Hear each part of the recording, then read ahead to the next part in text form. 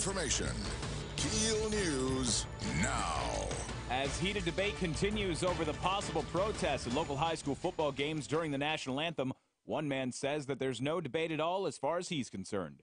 Bossier Sheriff Julian Whittington says he fully supports Bossier School's position of punishing players and coaches for attempting to protest at games. He says he believes there's no cause or belief that should overshadow the flag. The ACLU issued a statement yesterday reminding Bossier schools that their stance violates the Constitution. Caddo Parish issued a statement that says they will, quote, allow students and staff to practice their First Amendment rights as long as the practice does not impede the ability of others to practice their beliefs, end quote. Uber debuts in an Arklatex town. Matt Parker has that story. While Shreveporters eagerly await the arrival of ride-sharing companies like Uber and Lyft, another Arklatex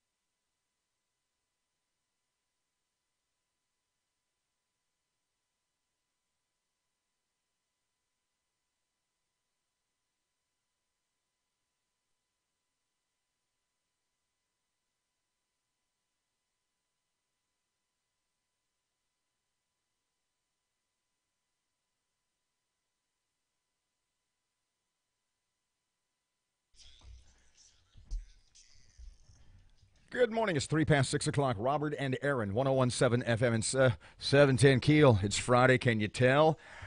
Okay. Erin's out today. Greg Adams, local news in just a couple of seconds. Is the media, are you the LSU fans, just not paying enough attention to Darius Geis and his $50,000 vehicle? Or let me phrase it another way. Do you just not want to know? Plus, Fletcher in sports and traffic and weather, and it's all coming up this hour, and it's right here on Keel.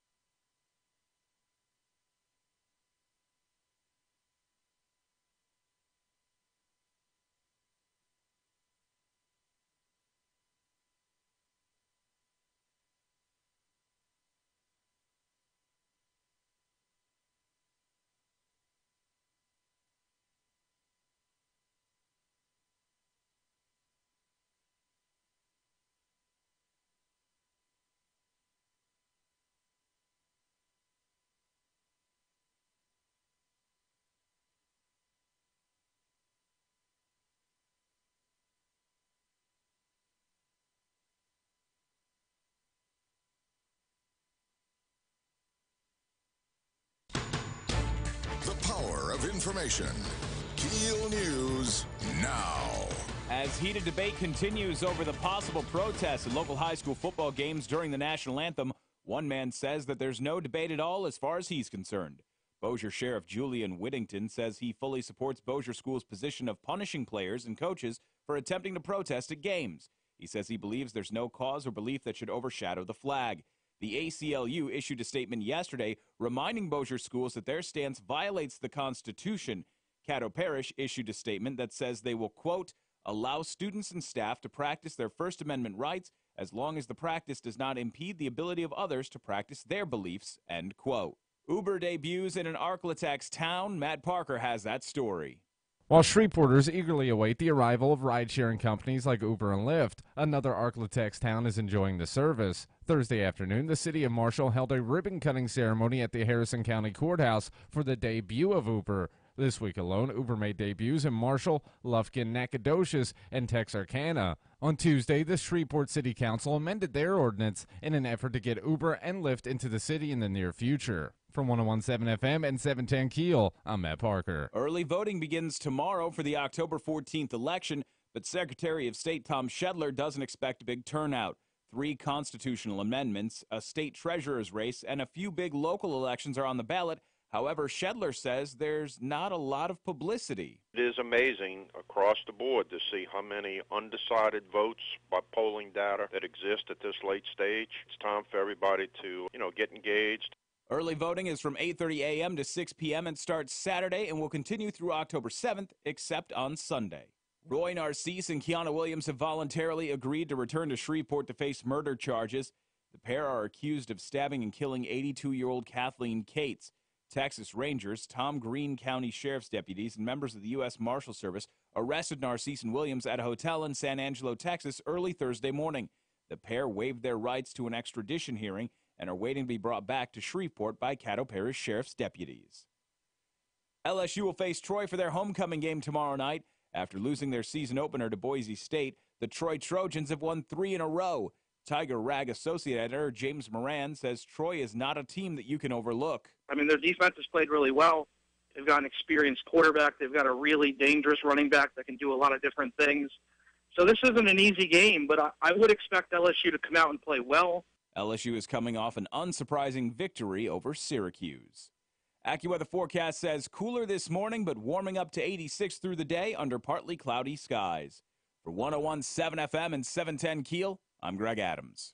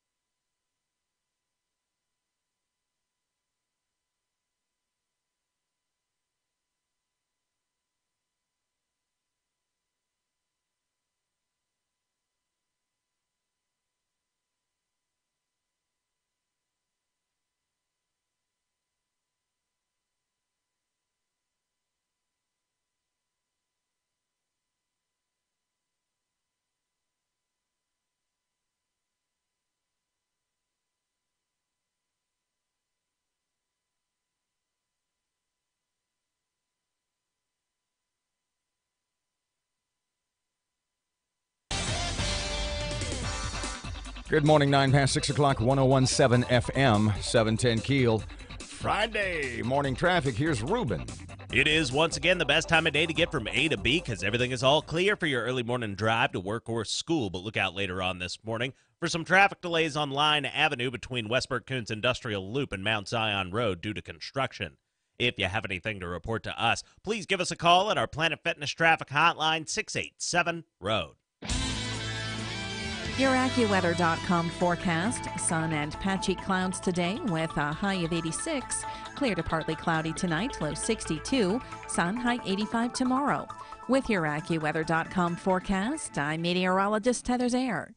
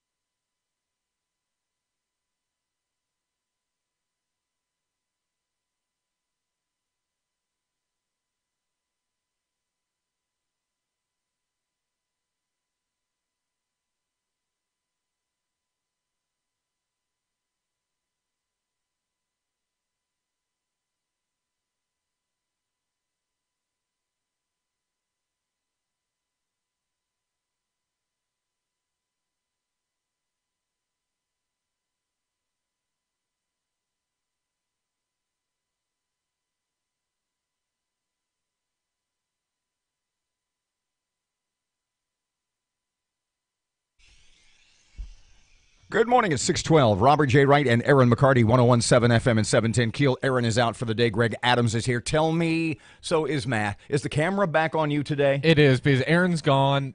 What's the old saying? When the cat's away, the mice will play. Yeah. I'm not doing the whole picture thing today. Sorry, guys. You have anatomically been compared to mice previously, but we will not explore. Okay. Wow. Really? That's how we're starting the morning? You damn right, buddy. Okay. I'm talking to Greg now, not you. Tell me you did it yesterday. Tell me you did. Greg and I don't know if you heard us in the hallway. I have not. We started talking in the hall about the college basketball scandal, and it sort of rolled over into college football. And I had made the point that because of the money involved, that in some ways I thought that college football was probably as corrupt as college basketball. And then you said no. Tell everybody why. No, college football. So college basketball is a small operation per university. You only have a handful of assistant coaches. The athletic department doesn't have that much involvement. It's a very small, tight-knit group. You can get away with much more when there are fewer people who can talk. The point you made was awesome. You said on an entire college basketball coaching staff, there's 5 or 6 guys, where in football, you have 5 or 6 guys coaching defensive ends. Yeah, just the defensive line. And then you've got the backs, and you've got 6 quarterbacks coaches. You have graduate assistants. You have so many people in a football organization at a college. Too many guys to keep a secret. Yes, there was somebody would talk, and we went through and talked about all of the classic college basketball scandals, and there's always one person who ends up talking, and then everything unfolds. It's never that the entire group comes and does a Rudy and lays it down on the athletic director's desk and says, we cheated. And let me tell you, we went back to the CCNY, City College of New York. In fact, I said to you, wait a second. It was City College of New York in 1949. We looked it up. It was 1950. Yep. City College of New York. They were fixing games for cash for players. And it brought down what was a UCLA-like college basketball dynasty of that era. They won the NIT and NCAA tournament in the same season. And wow. all it took was one player who somebody came to that player and said, here's $1,000 to help us fix the score of the game. And he turned them in. It took one guy to bring the whole system down. That's all it ever takes. So in a football organization, you have too many one guys to be able to work something like that. So that's why football usually runs cleaner. So it's usually one player that screws it up for everybody, a la Reggie Bush. So basically, yes, exactly, and we got to that too. So basically, it would be easy, pardon my analogy, it would be easier for... If you ever get into who killed JFK, it would be easier for a basketball team to do it rather than a football team. Absolutely, 100%. Less mouths to worry about. Okay, so interesting you mentioned Reggie Bush because we segued to that. And I said, there's the perfect example of the corruption of college football. Cars, houses, money, and then you went off on a riff on LSU, but see, I had asked Erin yesterday morning, I don't know if you heard, I said, if you could go to bed tonight knowing that the LSU football program, and I don't know anything, they may be clean as my kitchen floor. I mopped it last night.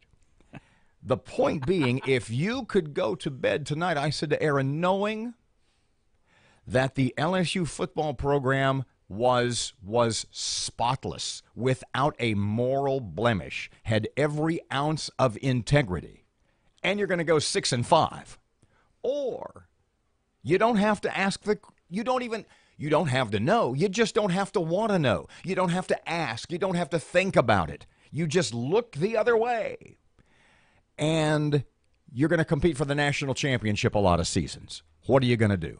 That is effectively what I like to call the Ohio State situation, because that's what Ohio State is. Ohio State could perpetually be a bowl team that goes and visits a bowl every single year. But Jim Tressel, the sweater vest, wasn't okay with that. He wanted national championships, and he was a guy who had issues when he was coaching at Youngstown State that then followed him to Ohio State. He did the same things that he did there and brought it to Ohio State. And guess what? They competed for national championships on a regular basis. And then it all came crashing down. So what we talked about yesterday specifically. Hold on. What you talked about. Okay. And I said, you've got to do that on the radio today. And what I brought up was a clear example of a Maurice Clarett at Ohio State, Reggie Bush at USC. You have it right now at LSU. Darius Geis posts a photo of he and his mother and a brand new Range Rover on Instagram and puts some comments about his mom and like emojis with a heart and a flex muscle, essentially bragging about his vehicle. Yes. So, and the biggest way to tell that he knew something was wrong, it was deleted within 30 minutes. He put it up, and somebody said, "Hey, where'd you get that car?" And the wheels started turning. Has to pull that down real quick. He admitted guilt in the deletion of the post. There is something there. If that was all above board, and if it was clear and he had been saving pennies and getting every legal dollar he paper could. route money, if paper still existed. If he had a way to prove that was all above board and completely legal, why delete the picture? Okay, we're going to go to break. When we come back, then you got really good about what LSU should do. Because right now, have you seen anybody anywhere in the Louisiana sports media or beyond pursuing this Darius Geis story? No. Why not? Because maybe you just don't want to ask. Maybe you just don't want to want to know. And maybe you're just like every other major college in America. 19 past 6 o'clock, 101.7 FM and 710 Keel. Yo, Ruben, what you got, kid? Looks like I-20 eastbound's got it clear all the way to Monroe right now, but look out later on this morning for some traffic delays on I-220 westbound near North Market due to construction. If you have anything to report to us, accidents, hazards, or closures, give us a call at our Planet Fitness traffic hotline, 687-ROAD. Your AccuWeather.com forecast. Today will be sunny to partly cloudy with a high of 86. Clear to partly cloudy, low 62 tonight. Sunshine, high 85 tomorrow. With your AccuWeather.com forecast, I'm meteorologist Heather Zayer.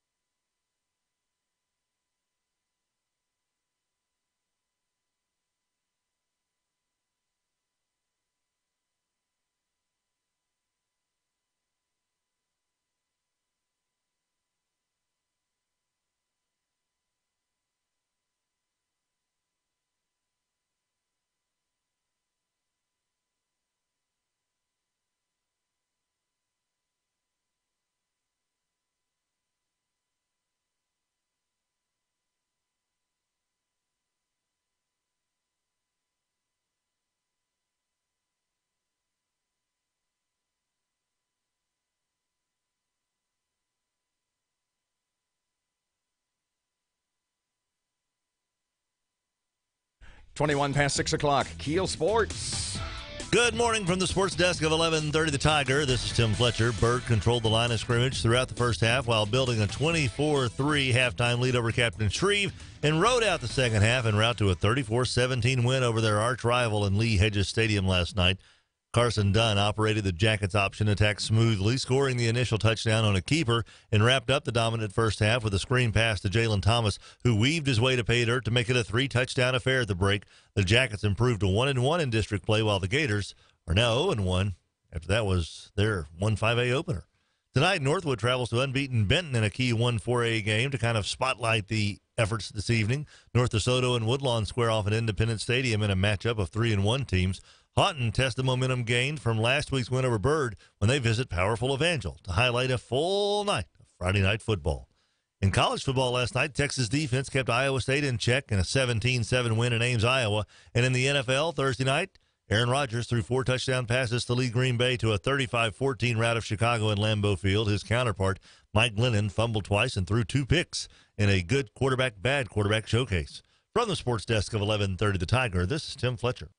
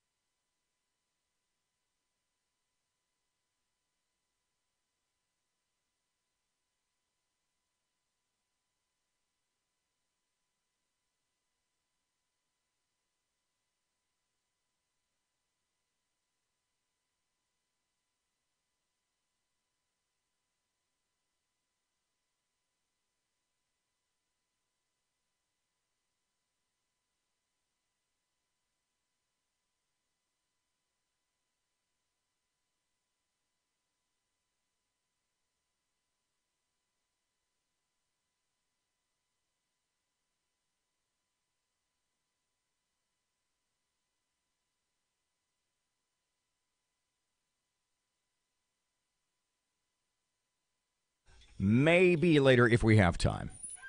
You got to do it. On the 1 to 10 scale, see, I don't know because it really happened to me. 101.7 FM, 710 Keel. Robert and Erin. Erin back on Monday, out today. Greg Adams, Matt Parker, both here. Since I am not a rabid fan of professional wrestling, as are the two of you, when I tell you, to me, my little run-in with Randy Savage, the Macho Man, was just, for me, a run-in with a celebrity.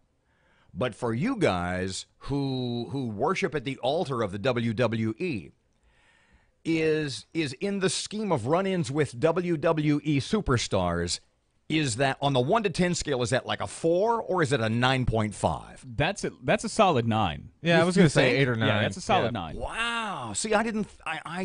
Wow.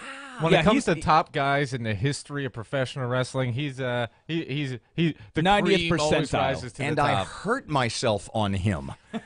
Yes, you did. Perhaps we will relate that story again later. okay. Okay, so back to you and me talking in the hall. Well, actually, you talking and me listening. And I said, when you started off on this riff in the hallway, I said, you've got to go with this on the radio. And you said, I said, trust me, man. You will drive. And this is legit. I mean, this is not something that some talk show guy, because you're on every day from 5 to 6.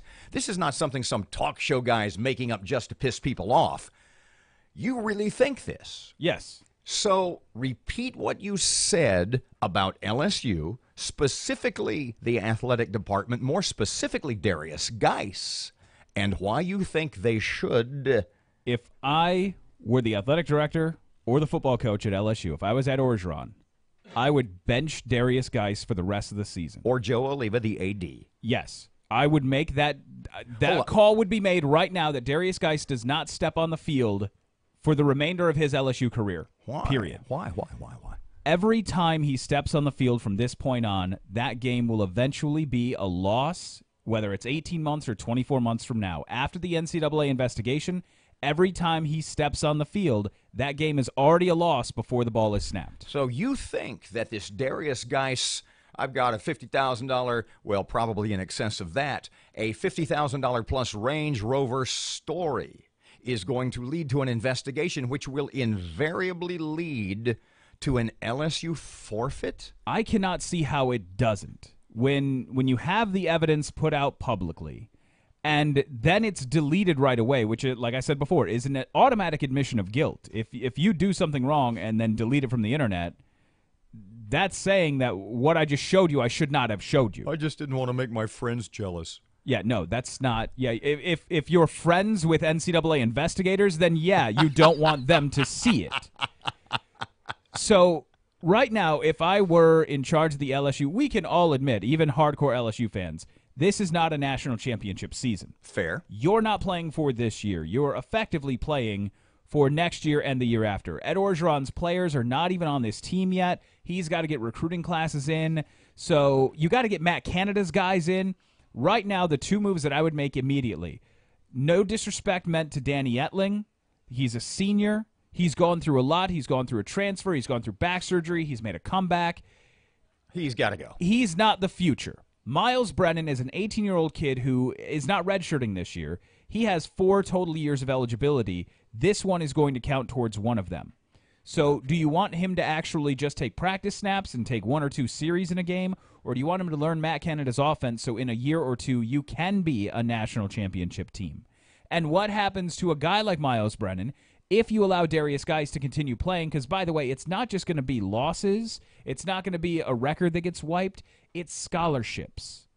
So by the time Miles Brennan does mature into a junior quarterback in his 3rd year, and he is a premier passer in the NCAA. You think he's got that kind of skill? He was a consensus top recruit in college football. He was one of the golden arms of high school football, and I still don't understand how LSU was able to get him. Based on their quarterback history. Exactly.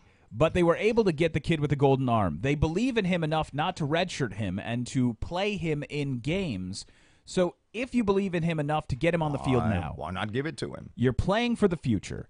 Get him game action. Let him learn what it's like to play on the road in the SEC, to play in front of to play in that Death Valley crowd, let him learn everything this year, knowing that this is not going to be a national championship year. The pressure is off, essentially. Let him get snaps under his belt. But back to Darius Geis, in your mind, you are so convinced based on what, I was going to say little evidence, what evidence there is right now, that there will be an NCAA investigation and that LSU will be made to forfeit? Look, the NCAA investigated Leonard Fournette last year because his family made some T-shirts. The NCAA is chomping at the bit to investigate anybody, especially in the SEC and the football world. Look at what they're doing right now to basketball programs like Louisville. A guy like Rick Pitino, that the Teflon Don of college basketball, is going to be brought down. And now Nike is being investigated. This whole NCAA world is about to blow, especially in the basketball realm. And if they're going to be taking those people down, why wouldn't they want to take down LSU at the same time? 29 past 6 o'clock, 101.7 FM and 710 KEEL local news just a couple of seconds away. In the meantime, here's Rapid Ruben.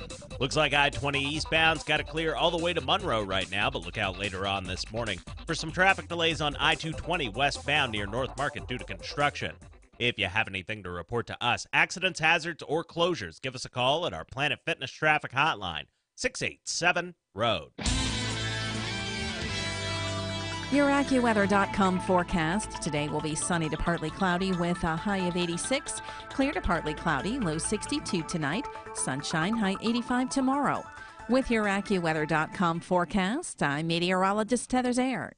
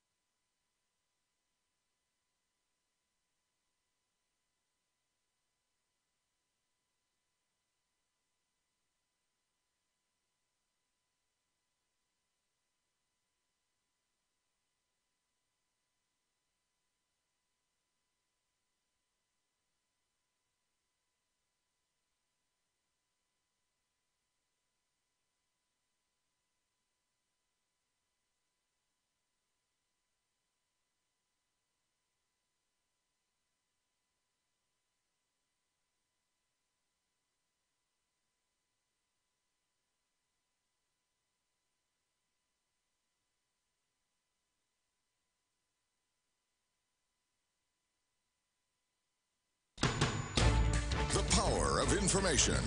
KEEL News now. As heated debate continues over the possible protests at local high school football games during the national anthem, one man says that there's no debate at all as far as he's concerned. Bossier Sheriff Julian Whittington says he fully supports Bossier School's position of punishing players and coaches for attempting to protest at games. He says he believes there's no cause or belief that should overshadow the flag. The ACLU issued a statement yesterday reminding Bossier schools that their stance violates the Constitution. Caddo Parish issued a statement that says they will, quote, allow students and staff to practice their First Amendment rights as long as the practice does not impede the ability of others to practice their beliefs, end quote. Uber debuts in an Arklatex town. Matt Parker has that story. While Shreveporters eagerly await the arrival of ride-sharing companies like Uber and Lyft, another Arklatex town is enjoying the service. Thursday afternoon, the city of Marshall held a ribbon-cutting ceremony at the Harrison County Courthouse for the debut of Uber. This week alone, Uber made debuts in Marshall, Lufkin, Nacogdoches, and Texarkana. On Tuesday, the Shreveport City Council amended their ordinance in an effort to get Uber and Lyft into the city in the near future. From 101.7 FM and 710 KEEL, I'm Matt Parker. Early voting begins tomorrow for the October 14th election, but Secretary of State Tom Shedler doesn't expect a big turnout. 3 constitutional amendments, a state treasurer's race, and a few big local elections are on the ballot. However, Shedler says there's not a lot of publicity. It is amazing across the board to see how many undecided votes by polling data that exist at this late stage. It's time for everybody to, get engaged. Early voting is from 8:30 a.m. to 6 p.m. and starts Saturday and will continue through October 7th, except on Sunday. Roy Narcisse and Kiana Williams have voluntarily agreed to return to Shreveport to face murder charges. The pair are accused of stabbing and killing 82-year-old Kathleen Cates.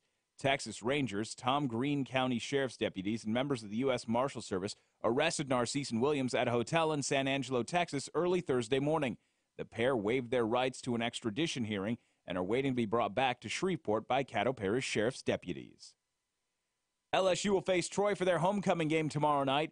After losing their season opener to Boise State, the Troy Trojans have won 3 in a row.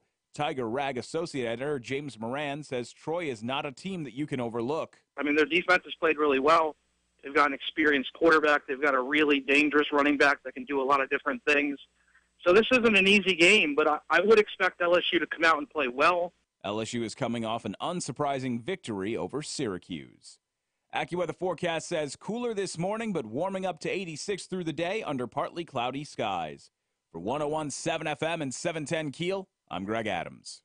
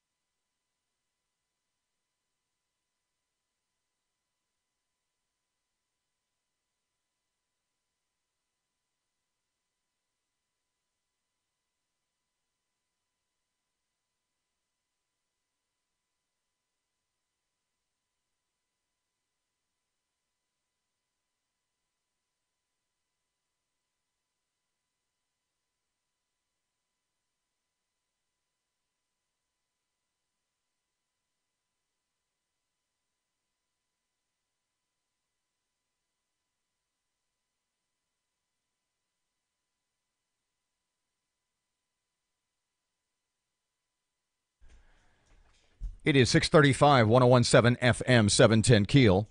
Bossier Parish School Superintendent Scott Smith and his, you will stand for the anthem or there will be repercussions. Can you really do that? Attorney Royal Alexander joins us about 7 o'clock. Going to talk about that for a while. Mm-hmm. These two are yelling at each other a second or two ago. and I mean, almost to the point of fisticuffs. Greg was standing up, and I had to, I said, don't make me get the extinguisher. He's lucky I hadn't been drinking yet.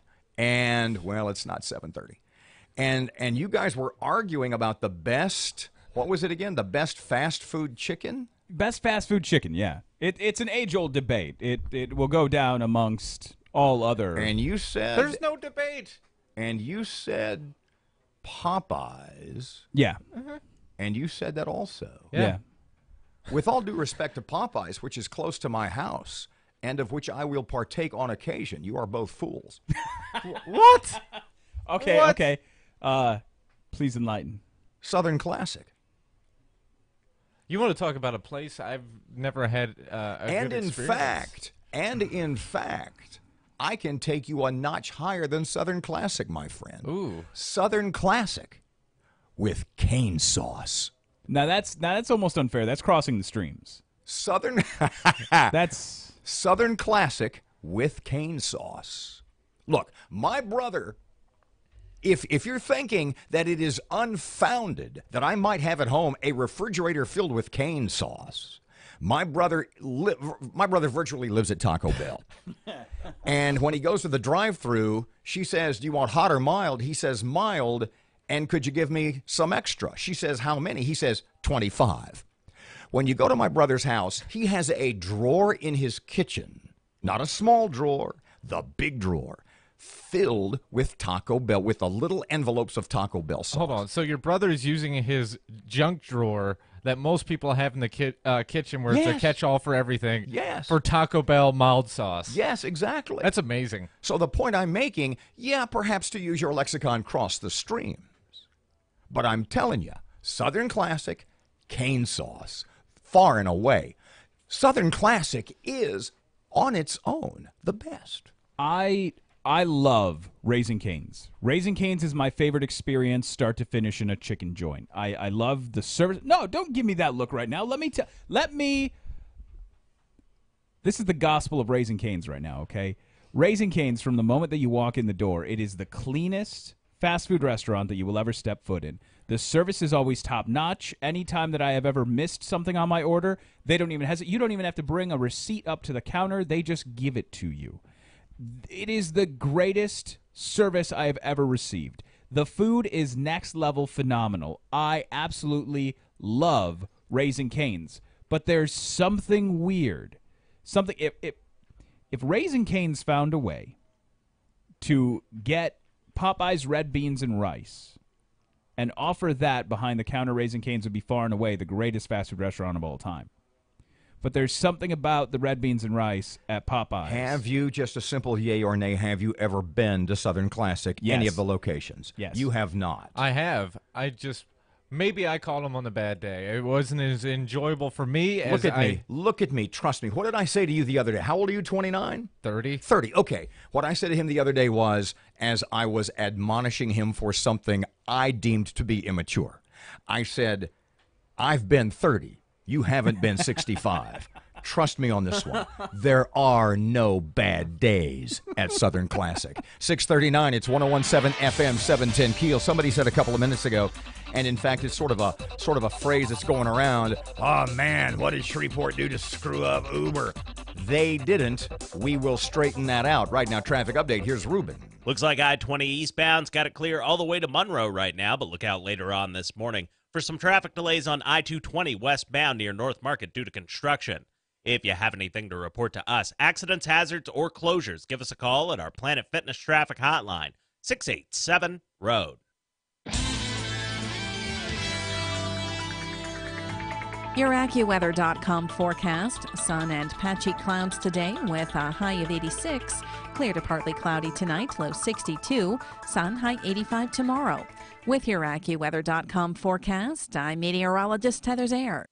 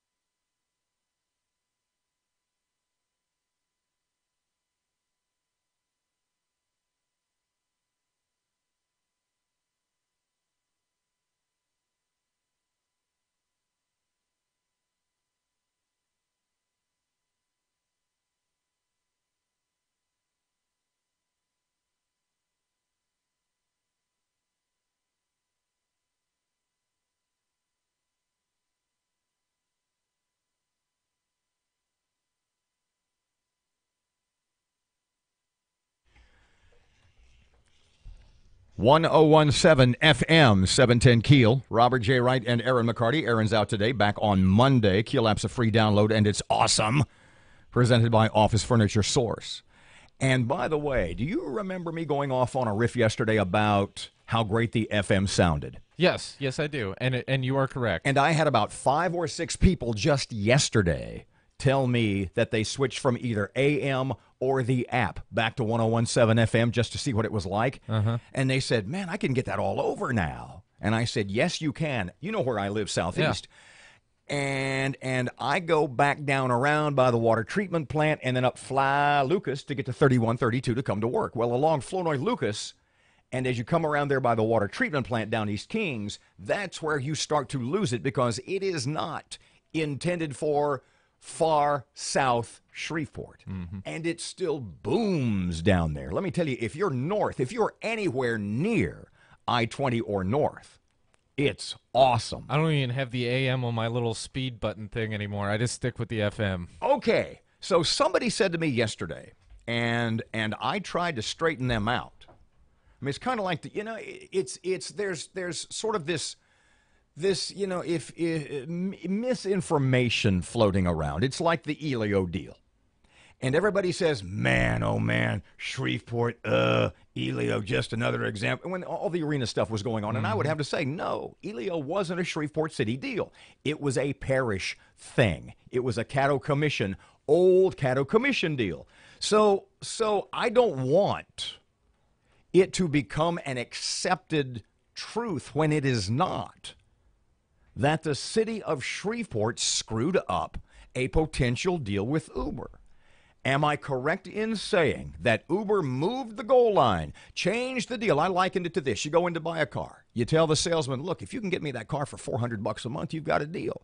Salesman works his ass off to get you that car, beats up his manager, etc., comes back to you and says, I've got it. And you look at him, you look and say, how's about $390?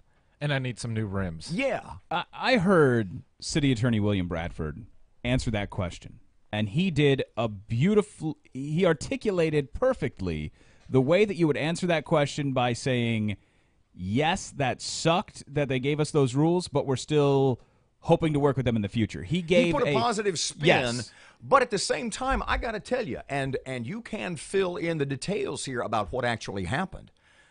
I'm not the least bit upset with the city council giving the raspberry to Uber. No. Not at all. I have a theory.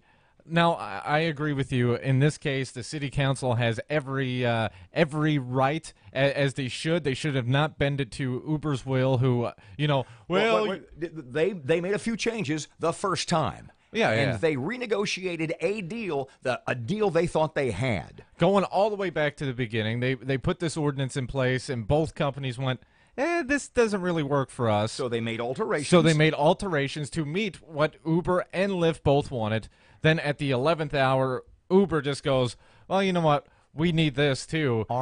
This and this and this and this. Well, yeah, they sent 4 or 5 different things. Are you thinking, and I find, but you're a conspiracy theorist for everything. Do you think Uber did that on purpose? Yes. Do you really? I do. Make your case. I just have these. You think Uber screwed up? Why wouldn't Uber want to work in Shreveport? I think that maybe there were some bad feelings about them not getting what they wanted the first time, and since it took so long to maybe perhaps put this new plan, this new ordinance, make the changes, that they're just like, you know what? Screw these guys. Let's see what else we can get out of them, and just tossed a bunch of random things at them. Let me put this. I had a teacher in 7th grade, Sister Benigna, and she was as refined and kind and gentle a woman as I have ever known. Let me phrase my question to you the way she might phrase it. Is this guy a freaking idiot? No. I get what he's saying. I understand that, but I like a more succinct way of saying what you said. Shreveport didn't screw Uber. Uber screwed Uber. They came at the last minute and threw 4 demands out almost as a, hey, if they take it, great, we're in. Otherwise, we'll figure it out down the road. Because the other thing, I haven't seen a statement from Uber. That was part of their list of demands, too. Was that if the Shreveport City Council didn't immediately vote on these demands, they were going to issue a statement on our website saying Shreveport blew it and we'll never go there again. And I don't think I've seen that. Maybe I've just overlooked it. There's been some other things going on. Well, of course they're not going to put that out there because Lyft accepted the terms. If you don't come to the table, I've talked about this earlier this week. Once you get the Lyft app on your phone, and do you think it was the well-phrased interview here on KEEL by City Attorney William Bradford that maybe has assuaged them a little bit? That has no. I think the fact that Lyft if you have the Lyft app noon before the council even voted on the adjustment to the ordinance, which Michael Corbin came on and said it's going to be a unanimous vote. Everyone's on board with this. We're going to make the change. Lyft at noon that day sent a push notification to your phone that said, hey, Lyft is coming to Shreveport. We're hiring drivers now. Click here for more information. Lyft is so ready to go that if you open the Lyft app on your phone and you're in the Shreveport area, it will give you a notification that says, hey, Greg. Oh, it just dropped. Hey, Greg, Lyft is coming to Shreveport soon. We're very excited for you to join us and experience the Lyft community. Tap below to get ready for your first ride. They have the money set up, get your first ride for free, and more details already. They are so set to go to roll this thing out. Then why the enthusiasm by Lyft and the lack of enthusiasm from Uber? Just what Matt said. If you download Lyft to your phone, you have no need for Uber on your phone. Whoever gets there first is going to be the king. I think Uber overplayed their importance. I think Uber still thinks that they are more important than they are. They're bigger than they are, and I think this is going to cost them Shreveport. This is sort of like the taxi companies where they had a run of the market for such a long time that when Uber came along, they're like, well, who's going to ride that? And then when it started cutting in, they started freaking out. Well, Uber got so popular and was the only one for such a long time. Now that Lyft's there, they forgot that they have competition and have to keep delivering on their service that they started. Do you think Uber was surprised after their 4 last-minute demands that the Shreveport City Council, for all intents and purposes, said, see ya? I don't know anything about the people who work for Uber. I don't know about the company itself. But the way that it comes off is that Uber thinks that they are the big tough guy who are going to push around a small city like Shreveport. And Shreveport just told them, pack it up and walk off. 649 is 101.7 FM, 710 Keel. Robert and Erin. Miss Erin back on Monday. Local news top of the hour just after Fox. Right now, here's Ruben.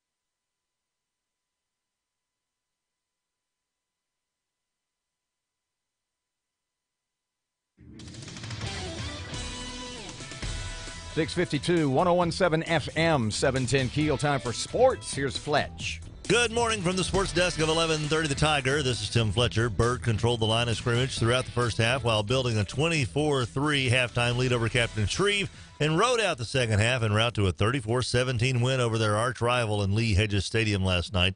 Carson Dunn operated the Jackets' option attack smoothly, scoring the initial touchdown on a keeper, and wrapped up the dominant first half with a screen pass to Jalen Thomas, who weaved his way to pay dirt to make it a 3-touchdown affair at the break. The Jackets improved to 1-1 in district play, while the Gators are now 0-1. After that was their 1-5A opener.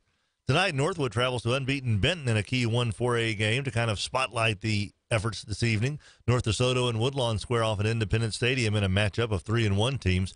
Houghton tests the momentum gained from last week's win over Byrd when they visit powerful Evangel to highlight a full night of Friday night football. In college football last night, Texas defense kept Iowa State in check in a 17-7 win in Ames, Iowa. And in the NFL Thursday night, Aaron Rodgers threw 4 touchdown passes to lead Green Bay to a 35-14 rout of Chicago in Lambeau Field. His counterpart, Mike Glennon, fumbled twice and threw 2 picks in a good quarterback, bad quarterback showcase. From the sports desk of 1130 The Tiger, this is Tim Fletcher.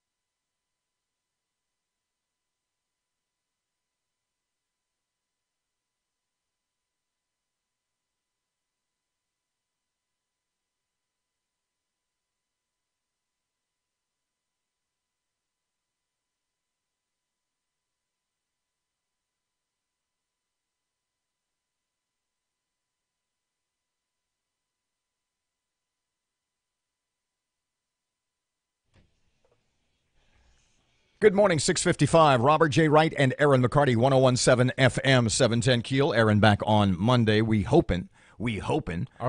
We hoping. So the great chicken debate. I am winning this one with Southern, with my endorsement of You are. my free endorsement of Southern Classic. Several people are on your side in this case. What have they said? What have they said? Let's see here. Southern Classic, no doubt. So you and Greg went with Popeyes, and look, I like Popeyes. I'm not. I fried chicken is my fallback meal, even at my advanced age with my narrowing arteries. Nonetheless, Southern Classic. Let me tell you, and I said this before: Southern Classic with Cane's sauce. I'm gonna have to try it out. You've convinced me to go try that sometime this weekend. And in lieu of cane sauce, Thousand Island dressing with a little taco sauce mixed in it is definitely the way to go. Joining us just after 7 o'clock, Attorney Royal Alexander, a man whose conservative bona fides are without question, and yet his stance, his interpretation of the law when it comes to taking a knee may surprise you just a little bit. In the meantime, here's Rush on KEEL. President Trump's criticism of the NFL for supporting player protests during the national anthem has sent Democrat Congressman Al Green over the edge. The Texas congressman promises that next week he's going to force the House of Representatives to vote to impeach Trump. He claims the president's comments about NFL players amount to a level of indecency unbecoming the office. Green is a member of the Congressional Black Caucasians. He says he will file what's known as a privileged resolution, which forces a vote. Now, other Democrat fringe kooks like Brad Sherman of California talked about filing impeachment articles and forcing a vote, but that was all talk. The Democrats are nervous that this Green guy really means it, which will put them in a quandary. New York Congressman Gerald Nadler says we're not there yet. He says although Trump has done terrible things, there aren't grounds for impeachment yet. I mean, even Maxine Waters, who's been blathering about impeachment for months, is not rushing to Al Green's side. Auntie Maxine's doing something rare. She's keeping her mouth shut about how she'd vote if an impeachment vote were held next week. Now, some Democrats are clearly annoyed with Congressman Green. They think that he should have talked to the entire caucus before playing the impeachment card. Mr. Green, don't let that stop you. You just step right up there and you do it. Make a fool of yourself and your party. Tell us who you are. Have at it, bro. Do it.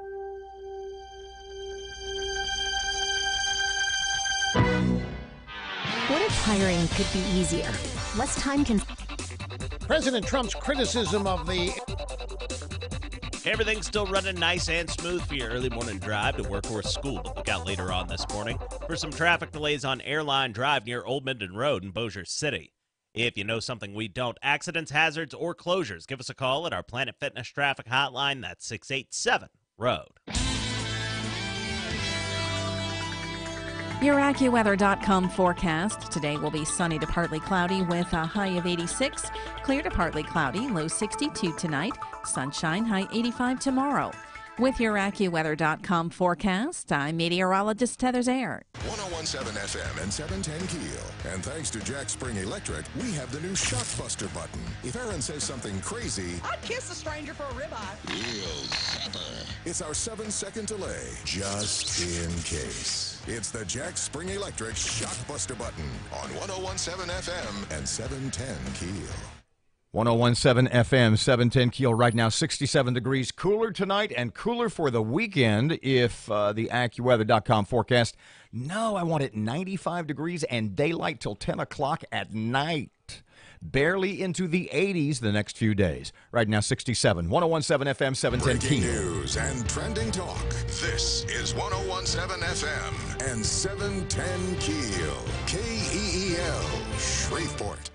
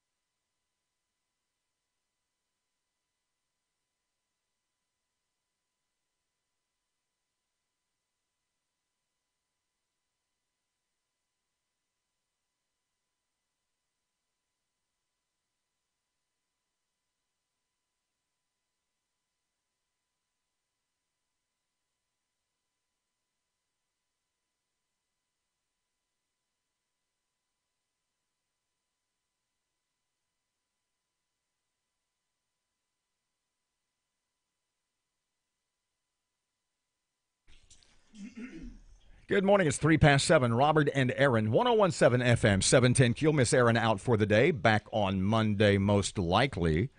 Greg Adams here for Erin. He has news in just a couple of seconds. Okay, so Bossier Parish Superintendent Scott Smith says, wait a second, not going to be any needling on my watch, but is that legal?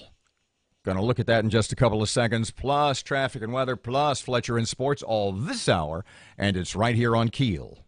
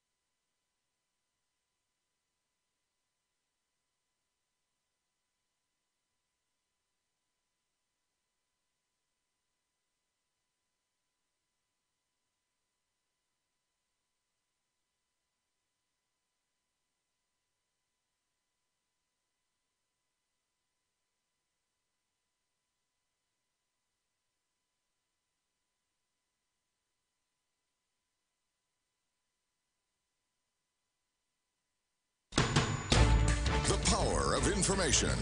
KEEL News now. Parkway High School in Bossier has told students that any school athlete that kneels during the national anthem could be kicked off their team. Executive Director of the ACLU of Louisiana, Marjorie Essman, says the laws of our country do not allow schools to prohibit students from peacefully protesting in this manner. What schools need to remember is that this country was founded on principles of dissent. The United States Constitution was written to protect people's right to disagree even with the government. On the other side of the river, Caddo Parish schools have issued a statement that says they will, quote, allow students and staff to practice their First Amendment rights as long as that practice does not impede on the ability of others to practice their beliefs, end quote. Murder suspects are heading back to Shreveport. Matt Parker has those details. Roy Narcisse and Kiana Williams have voluntarily agreed to return to Shreveport to face murder charges. The pair are accused of stabbing and killing 82-year-old Kathleen Cates. Texas Rangers, Tom Green County Sheriff's deputies, and members of the U.S. Marshal Service arrested Narcisse and Williams at a hotel in San Angelo, Texas, early Thursday morning.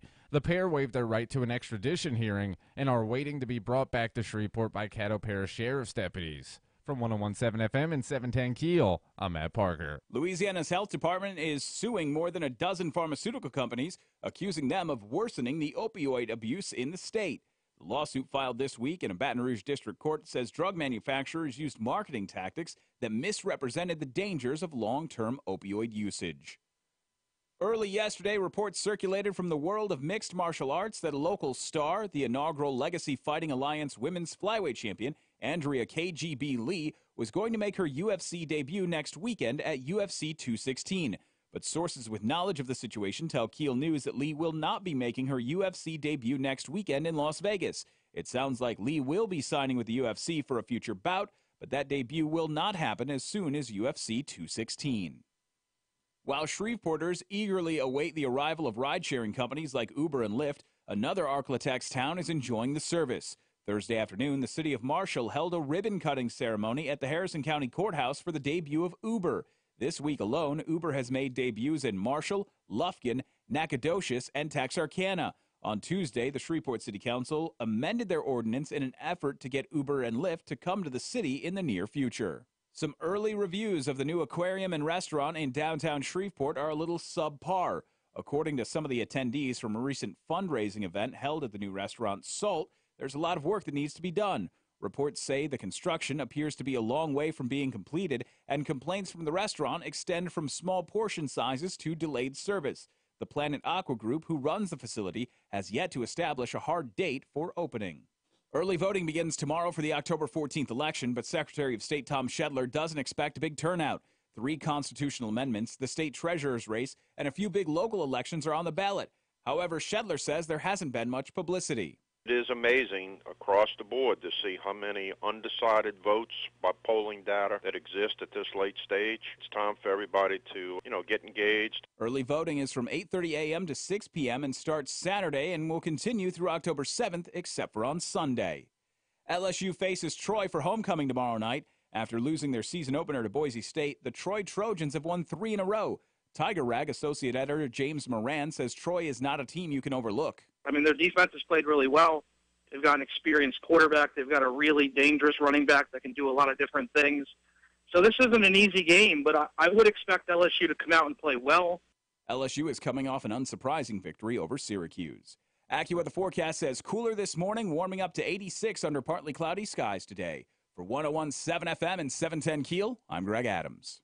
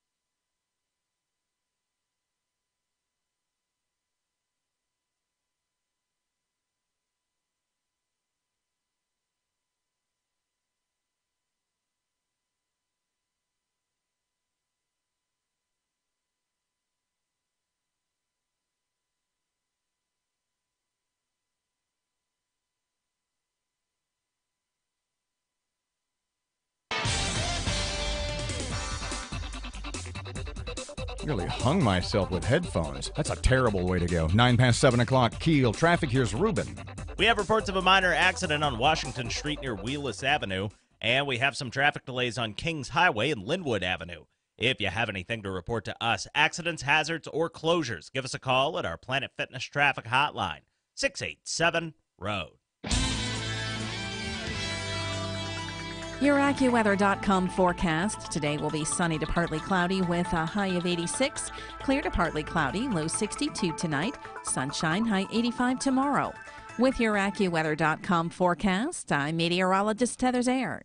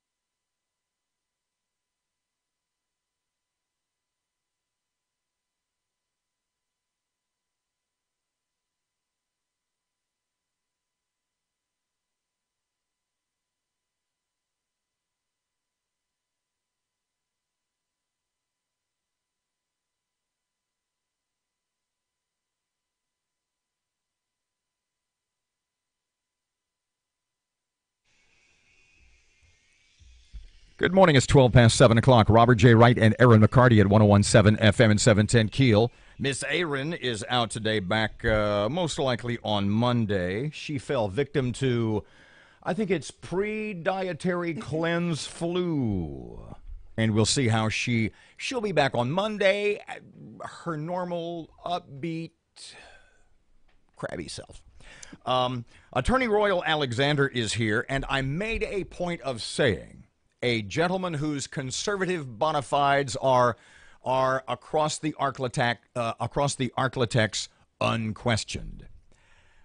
But you have done a little homework, a little research, and let's start with a statement that came from Bossier School Superintendent Scott Smith day before yesterday. Tell everybody what he said, and then we'll go from there. The long and short of what the superintendent said was that we value our military tradition and heritage here with Barksdale Air Force Base, that we think it's very important for students to stand and recognize the national anthem and the pledge for that matter, but we're talking about the national anthem, and took a very strong statement, which I admire. And I want to say very clearly, I'm proud of my conservative bona fides, and I want everyone to understand that if it were Royal's choice, I absolutely would want students to be required to stand. See, pardon me, what happened was as sort of collateral, not too strong a word to say, damage of the NFL unity kneelings and taking joining arms, etc. over the last couple of weekends. You knew this was coming. It was going to filter down to high schools across the country. And there have been a couple of schools in the area who have said, specifically Green Oaks, I know, well, that's a Caddo school, and Superintendent Gorey said, hey, look, it is what it is. You guys act on your conscience. Mr. Smith in Bossier said something different. Go ahead. That's exactly right. The distinction here, Robert, is obviously the NFL is privately owned.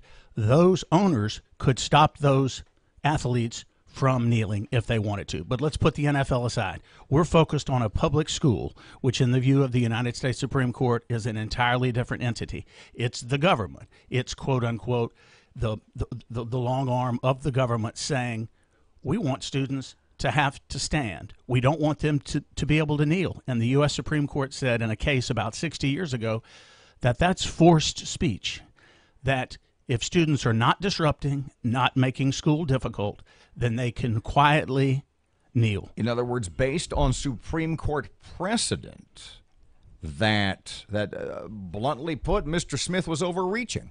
That's exactly right.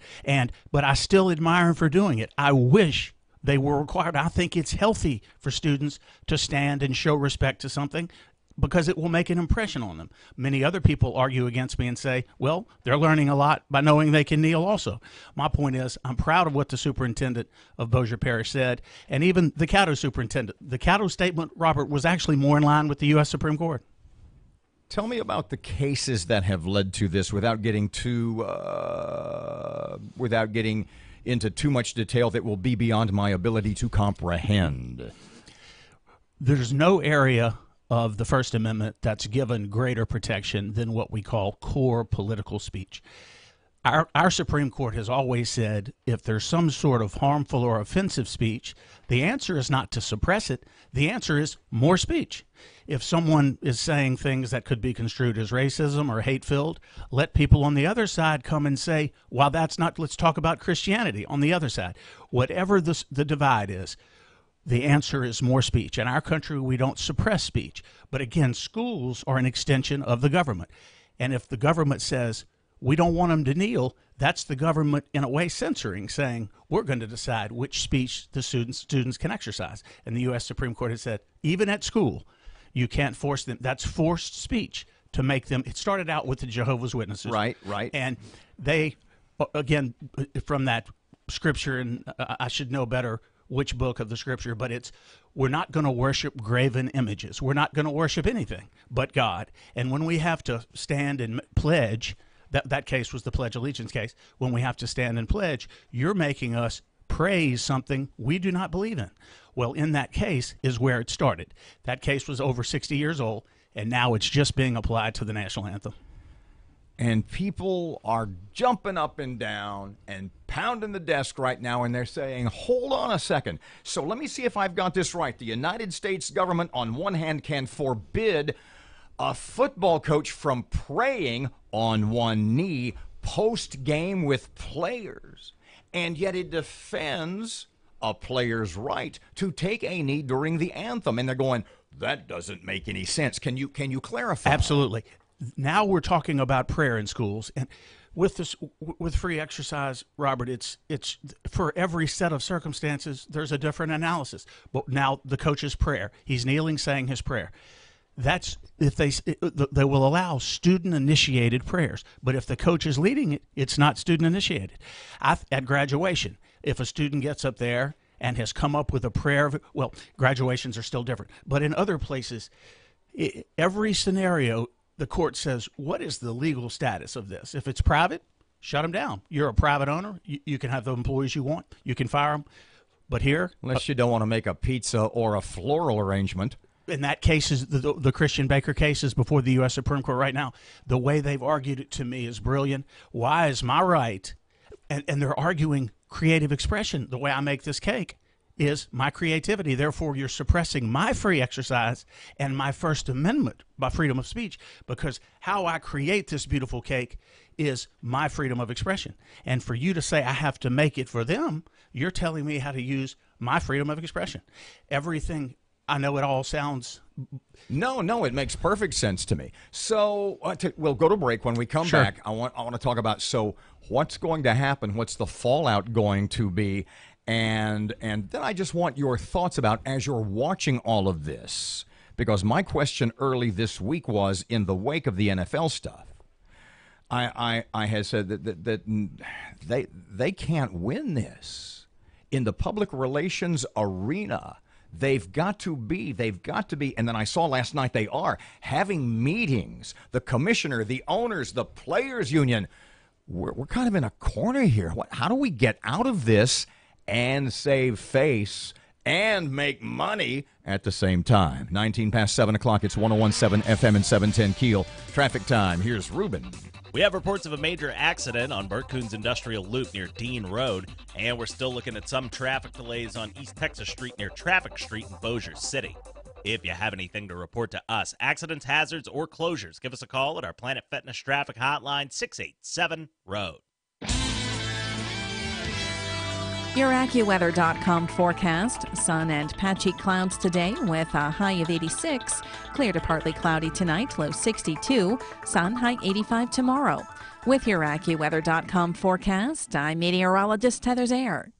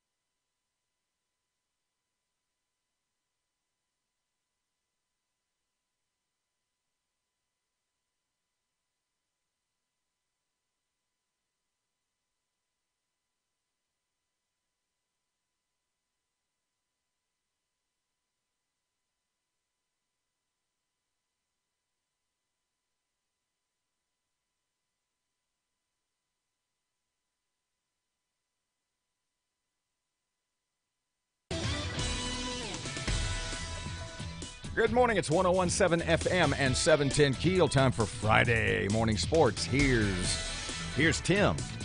Good morning from the sports desk of 1130 The Tiger. This is Tim Fletcher. Bird controlled the line of scrimmage throughout the first half while building a 24-3 halftime lead over Captain Shreve, and rode out the second half en route to a 34-17 win over their arch rival in Lee Hedges Stadium last night.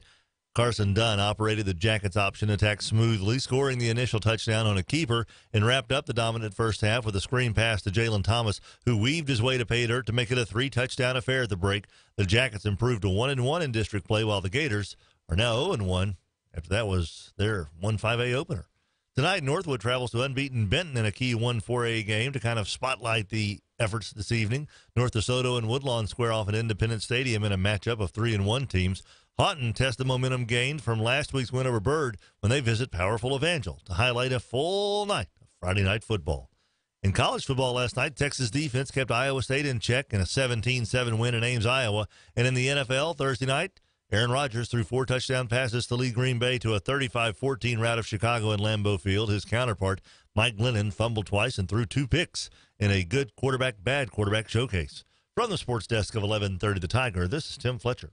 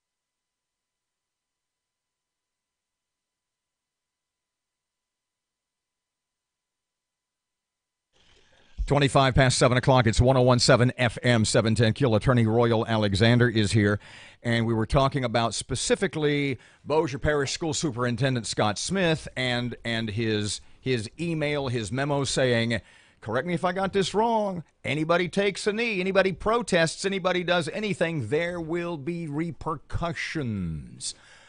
And you're telling me that according to the Supreme Court, that he can't do that. In about 30 seconds review, then we'll move on. That's correct. I think, again, someone would have to challenge what he did. It would end up before a judge. So in a sense, I'm looking into the future. But based upon Supreme Court precedent, you can't force speech. And so although I totally agree with his effort, because I think students should stand for the national anthem, that's not a reflection of Supreme Court precedent. The Supreme Court has said you can't force speech. What do you think do you think they had meetings before this email? Do you think Mr. Scott got the lawyers on the phone? In other words, do you think he knew he was, to use a term we used in the last segment, do you think he knew he was overreaching? They have some very good lawyers that advise the Bossier Parish School Board, and so I'm certain they have told him of this same precedent that I'm aware of. But he is looking out. He is the leadership as the superintendent. He is the leadership for Bossier Parish Schools, and he was taking a stand. Parkey, you got a phone call just a couple of seconds ago. What was that? Because it sounded pretty interesting, and Royal can clarify. Yes, we had a gentleman call, and basically what he asked was, students have to go to school. They have to go. It's a requirement, but they don't have to play football. Where's the line between, required, protected, and where does the line start and end? The Supreme Court has not made much of a distinction between just attending school and your rights to speech versus these extracurricular activities and your rights to speech. Basically, one of the lines that's always cited in this area is the Supreme Court held in a different case than this one, that students do not lose their constitutional rights at the schoolhouse door. With that in mind, each case is going to be different. Obviously, playing on the football team is different than sitting in a classroom studying algebra. So every case is different, but the court hasn't changed, saying as long as a student is not being disruptive, is not making it difficult for other students to learn or participate in the school experience, then you can't force them to do something, and you can't punish them if they don't. So, bluntly speaking, Mr. Smith's email, his opinion, was for a Potemkin village of punishment. He really can't do anything, or can he, until somebody's... If a kid kneels down tonight, what's he really going to do? This is entirely a hypothetical, but if a kid does kneel down tonight and he took action against them, so you're suspended till Wednesday. Or you're suspended till Wednesday, and we may even dock 1 point off a grade or something.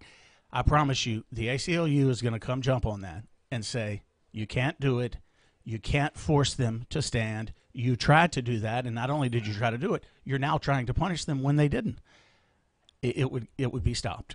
28 past 7 o'clock. Attorney Royal Alexander. Great stuff as always. Thank you very much. Great to see you once again. I almost said Secretary of Treasury. Louisiana State Treasurer, candidate Angel Davis joins us in just about 7 or 8 minutes. Right now, traffic update. You want to go to traffic now? I hate it when we're right on the bubble. Traffic update for Friday morning. Here's Ruben on KEEL. Got a spot of slow-moving traffic right now on Linwood Avenue near Hollywood Avenue. And we have some traffic delays on Benton Road just north of I-220 in Bossier City. If you know something we don't, accidents, hazards, or closures, give us a call at our Planet Fitness Traffic Hotline, 687-ROAD. Your AccuWeather.com forecast. Today will be sunny to partly cloudy with a high of 86. Clear to partly cloudy, low 62 tonight. Sunshine, high 85 tomorrow. With your AccuWeather.com forecast, I'm meteorologist Heather Zaire.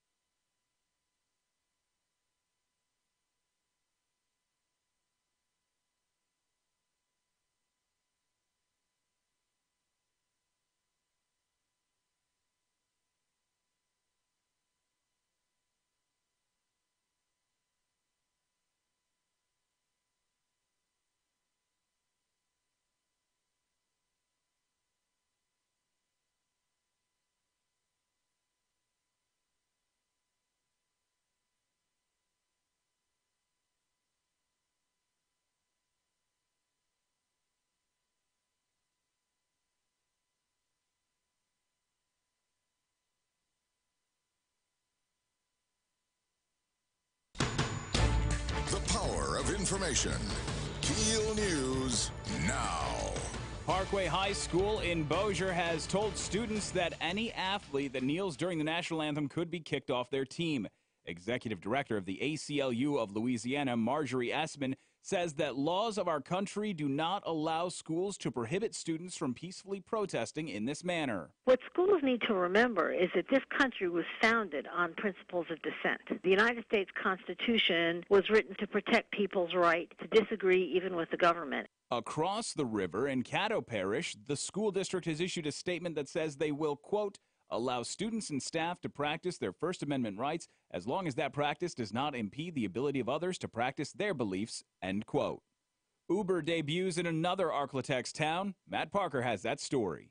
While Shreveporters eagerly await the arrival of ride-sharing companies like Uber and Lyft, another Arklatex town is enjoying the service. Thursday afternoon, the city of Marshall held a ribbon-cutting ceremony at the Harrison County Courthouse for the debut of Uber. This week alone, Uber made debuts in Marshall, Lufkin, Nacogdoches, and Texarkana. On Tuesday, the Shreveport City Council amended their ordinance in an effort to get Uber and Lyft into the city in the near future. From 101.7 FM and 710 KEEL, I'm Matt Parker. Roy Narcisse and Kiana Williams have voluntarily agreed to return to Shreveport to face murder charges. The pair are accused of stabbing and killing 82-year-old Kathleen Cates.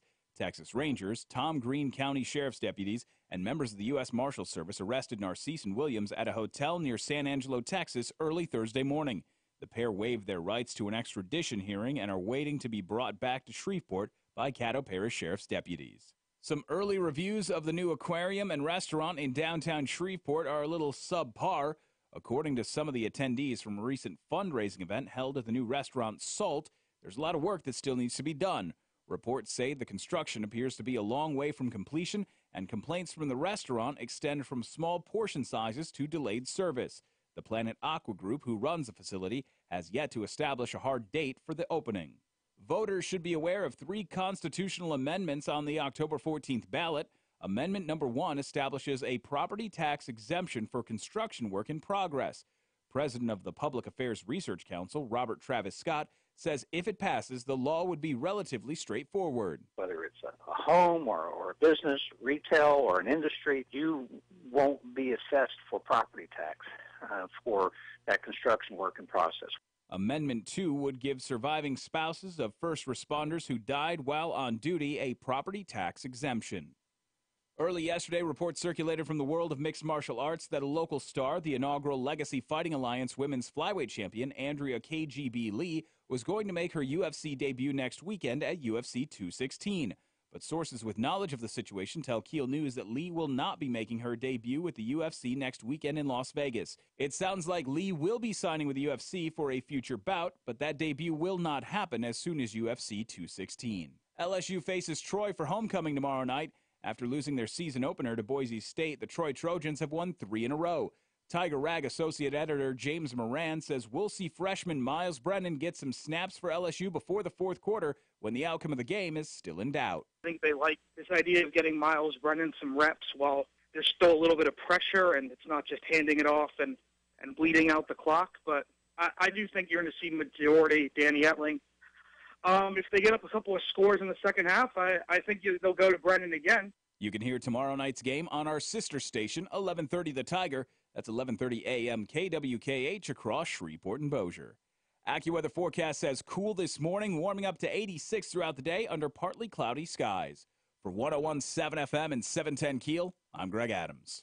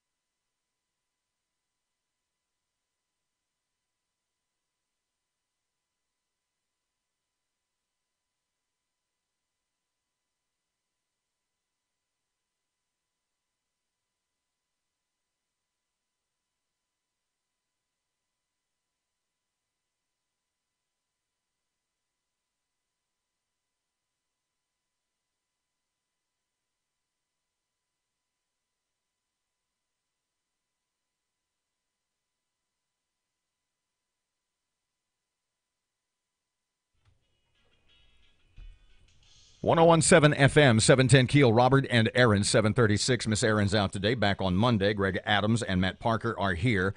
And this is something you know about, but it's somebody local who might be getting ready to make the big time.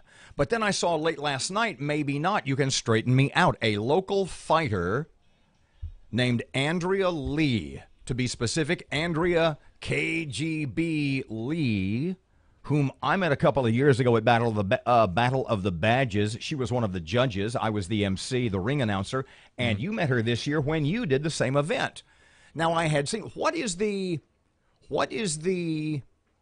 organization with whom she currently competes?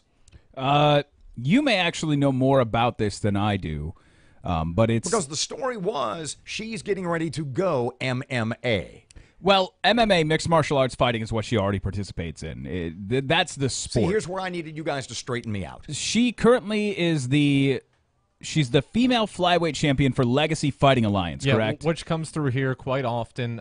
They're broadcast on Access TV. It's probably maybe now the second biggest promotion. It's within the top 3. That can be debatable between 2 and 3, probably. Yeah.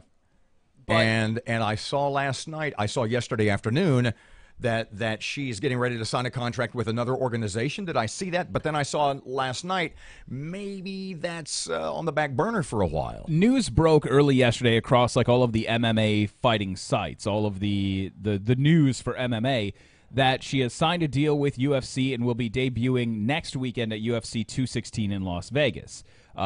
These reports were so, I want to say airtight, but then we find out they're not. They were so good. They even knew who her opponent was going to be. Like, everything was pretty much set. And they were, because these people, this is what they do, they're MMA writers, they were able to deduce where this fight would fall on the card based on a previous female match that was canceled for this event. So that's how far they... So what's gone wrong? Is this now, is she not going to be making this appearance? Is she not going to be making this jump in competition? According to some of the sources that we talked to yesterday who are very deep in this situation, she will not be participating at UFC 216. Now, as far as UFC goes, which UFC is the top of the food chain when it comes to MMA fighting. Hitting the big time. That is the major... If you were a baseball player, that's jumping from AA to the big leagues. They never made any official statement.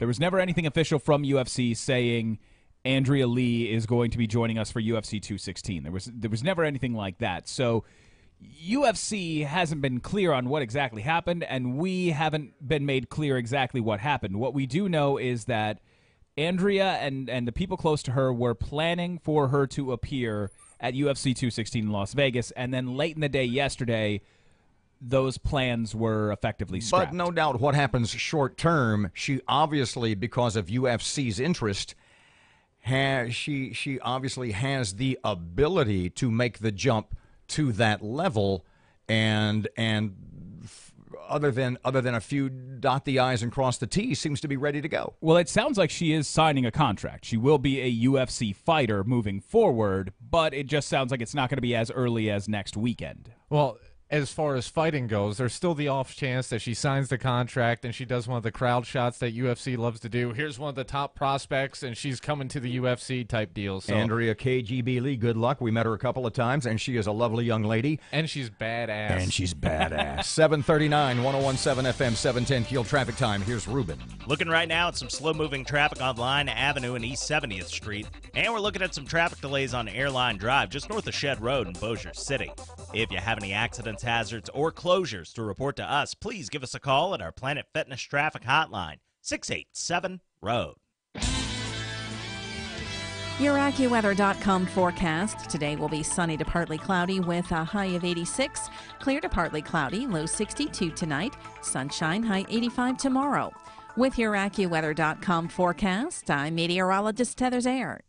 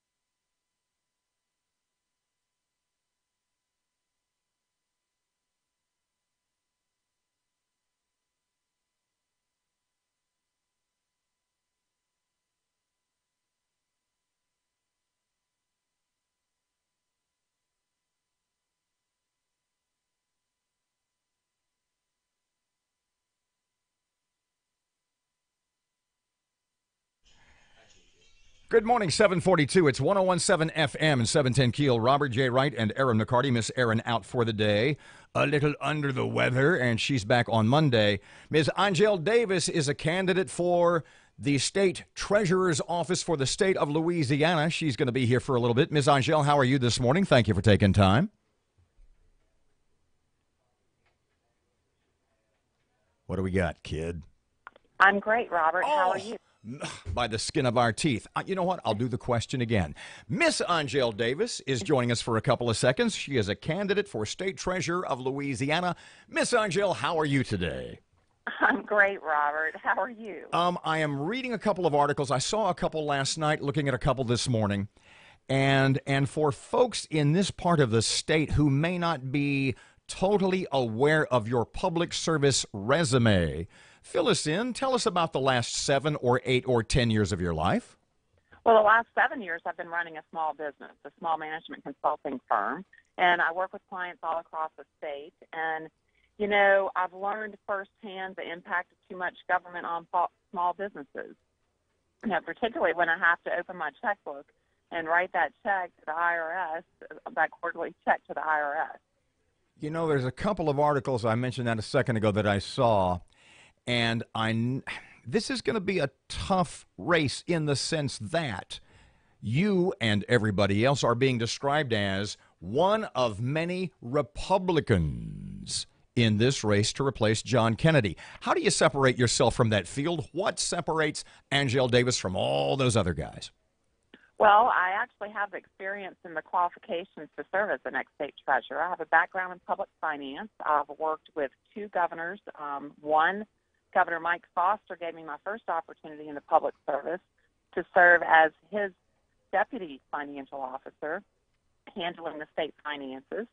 And then I also worked as commissioner of administration for the first 2 years of Bobby Jindal's administration, handling all of the state finances. Now, you mentioned the first, pardon me, you mentioned the first couple of years, given the less than stellar press the former governor has received since leaving office. Why did you get out after just a couple of years? Did you see trouble on the horizon? Well, let's talk a little bit about my track record the first couple of years first. I reduced government spending by $2.5 billion, reducing waste in government. I reduced the number of positions by 2,000, again, following our conservative values and philosophies to make government smaller and work better for the taxpayers.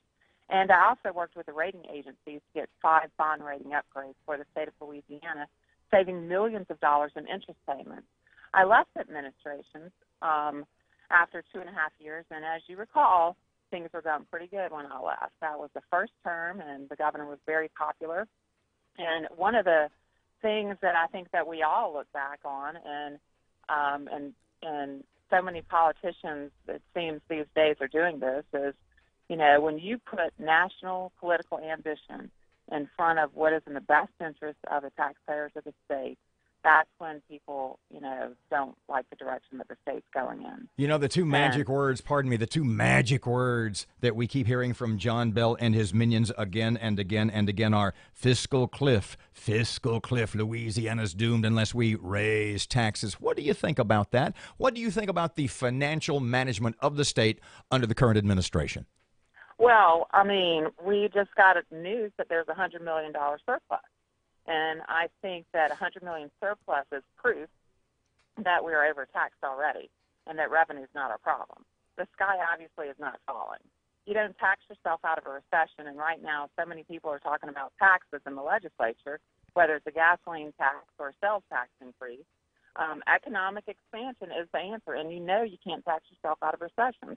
That means lowering the tax burden on businesses and reducing regulations and prioritizing our spending on infrastructure is a way to get the economy moving in the right direction. You know, think about it. We have a $100 million surplus with an anemic 1% GDP. Just imagine if we would enact conservative policies to triple or even quadruple that GDP. So explain to me what the state treasurer can do, because I was going to ask you a second ago. I said, when John Kennedy was state treasurer, he seemed to be, do I want to say bigger than the office in the sense that he was sort of a fiscal conscience for the state. How do you fill, for lack of a better term, how do you fill those shoes, or how do you put your mark on that office?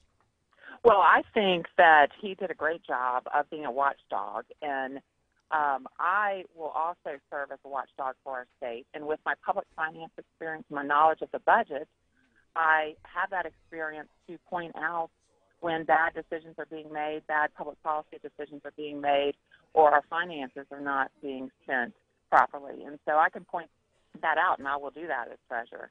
I think that getting back to that question of what differentiates me from my opponents, I am the only one that has never run for public office before, the only major candidate in this race. It's never run for public office before. I am not an established politician. I had the opportunity to serve our state, and I did so at the highest levels of state government with a public finance background. But I'm a small business owner, and I've never run for office before.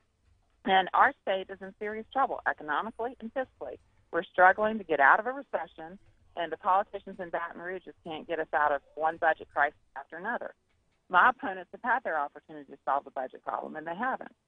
And so what I want to do is I want to be a treasurer for the taxpayers of our state, not the politicians of our state. Ms. Angel Davis, Republican candidate for state treasurer, thank you for rescheduling with us. Thank you for your time, and we hope to see you up here in studio pretty soon.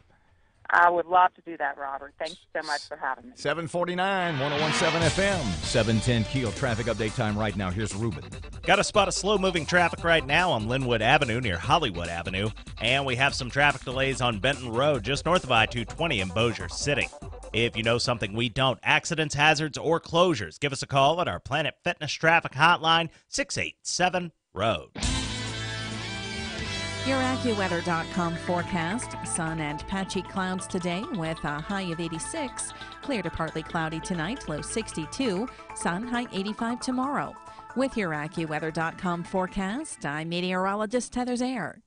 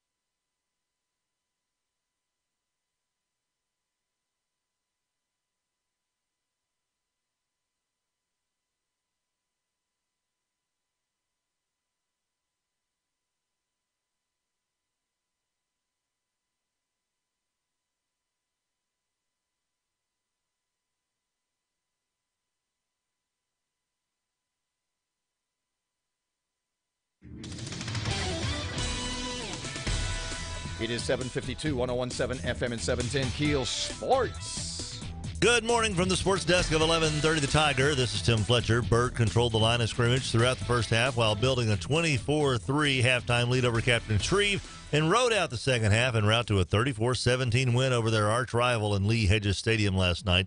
Carson Dunn operated the Jackets option attack smoothly, scoring the initial touchdown on a keeper, and wrapped up the dominant first half with a screen pass to Jalen Thomas, who weaved his way to pay dirt to make it a 3-touchdown affair at the break. The Jackets improved to 1-1 in district play, while the Gators are now 0-1 After that was their 1-5A opener. Tonight, Northwood travels to unbeaten Benton in a key 1-4A game to kind of spotlight the efforts this evening. North DeSoto and Woodlawn square off at Independence Stadium in a matchup of 3-1 teams.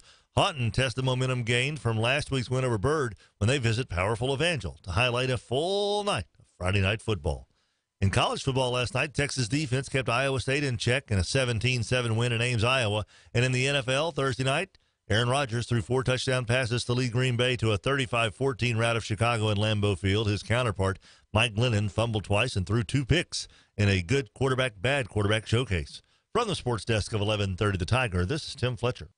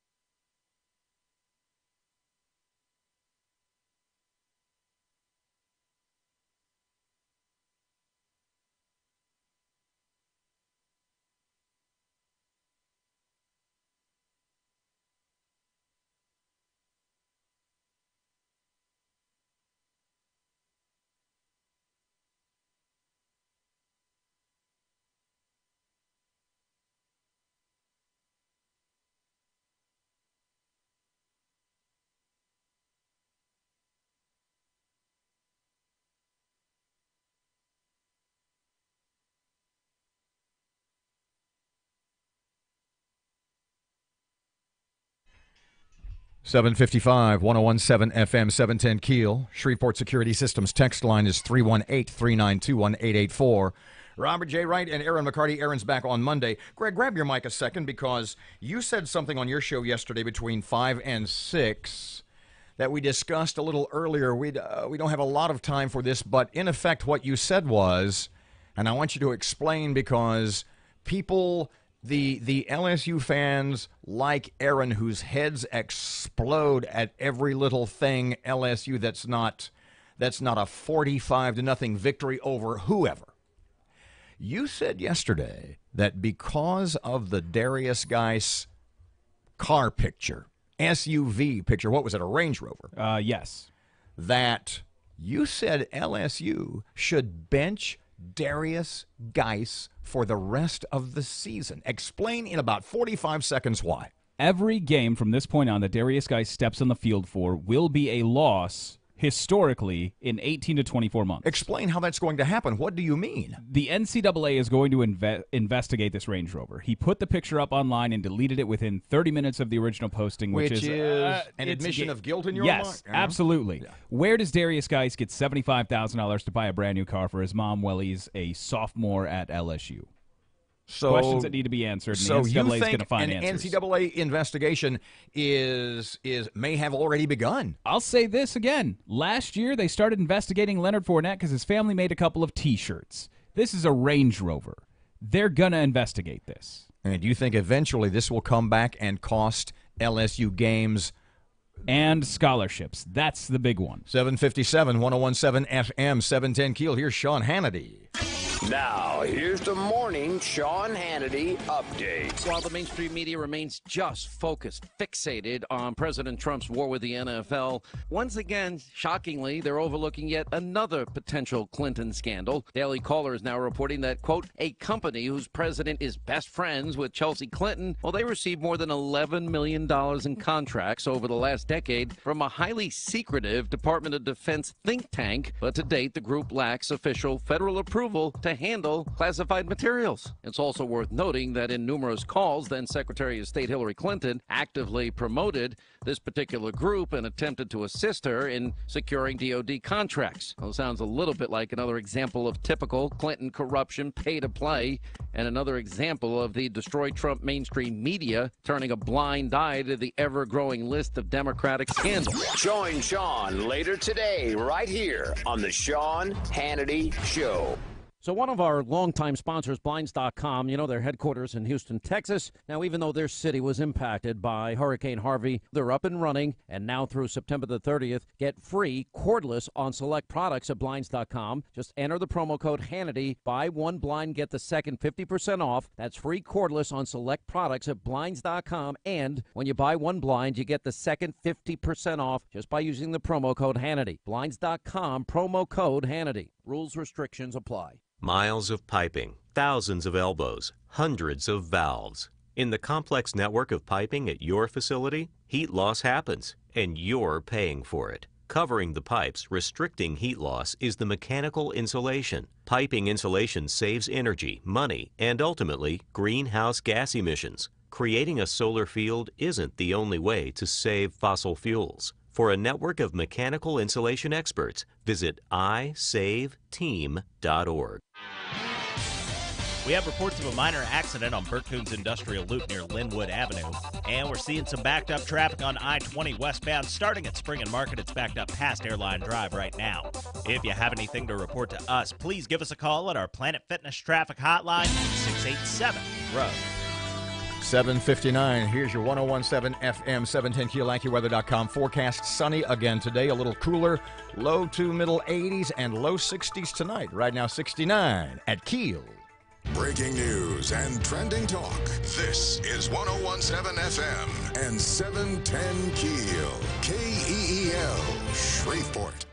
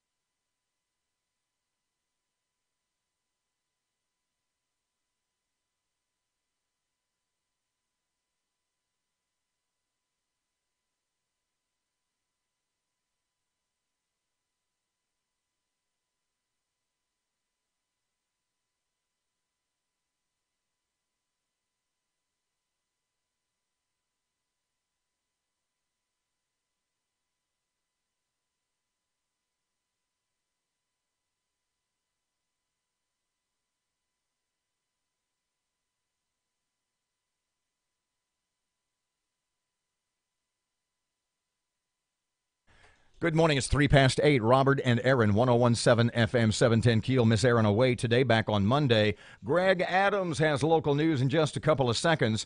More on Scott Smith and Bossier City and that, I don't want to say threat of punishment.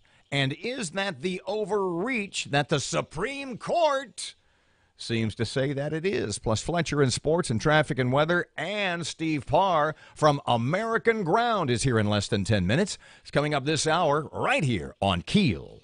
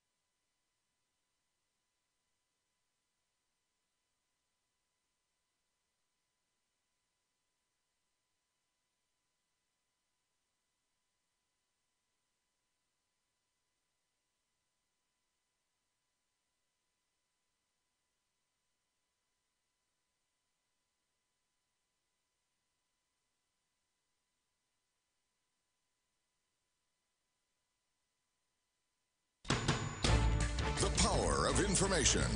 KEEL News now. As heated debate continues over the possible protests at local high school football games during the national anthem, one man says that there's no debate at all as far as he's concerned.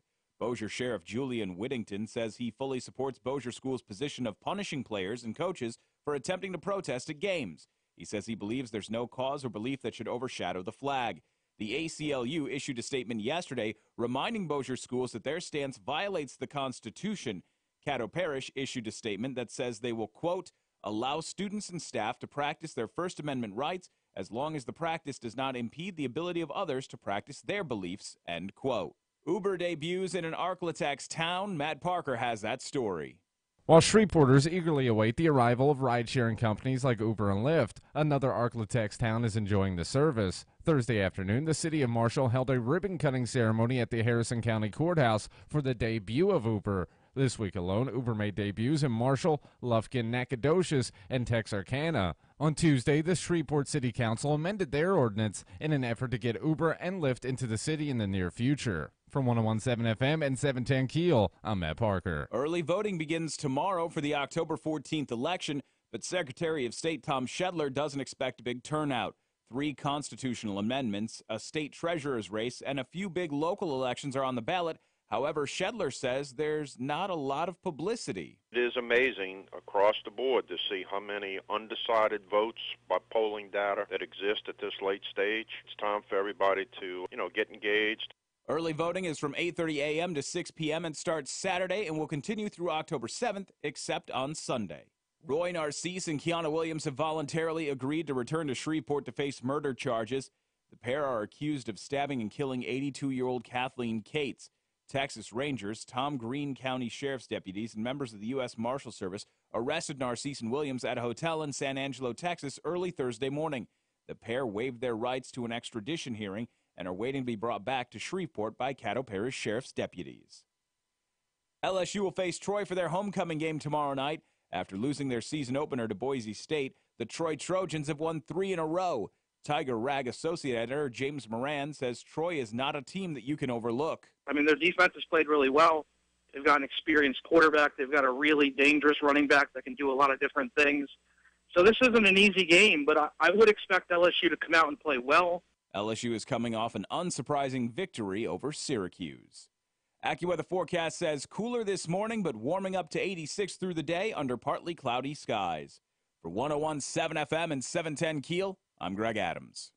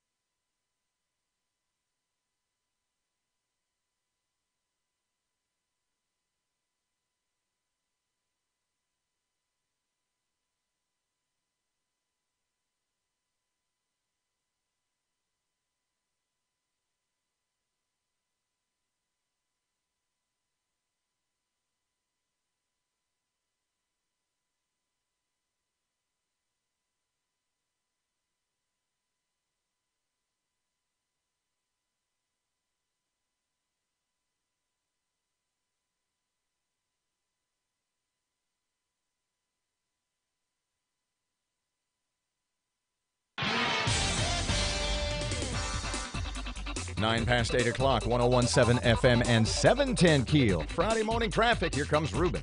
Looking at some slow-moving traffic on Uri Drive and East Kings Highway due to construction. And we're still keeping an eye on that backed-up traffic on I-20 westbound. It's backed up from Spring and Market to Airline Drive right now. If you have anything to report to us, please give us a call at our Planet Fitness traffic hotline. That's 687-ROAD. Your AccuWeather.com forecast. Sun and patchy clouds today with a high of 86. Clear to partly cloudy tonight, low 62. Sun, high 85 tomorrow. With your AccuWeather.com forecast, I'm meteorologist Heather Zaire.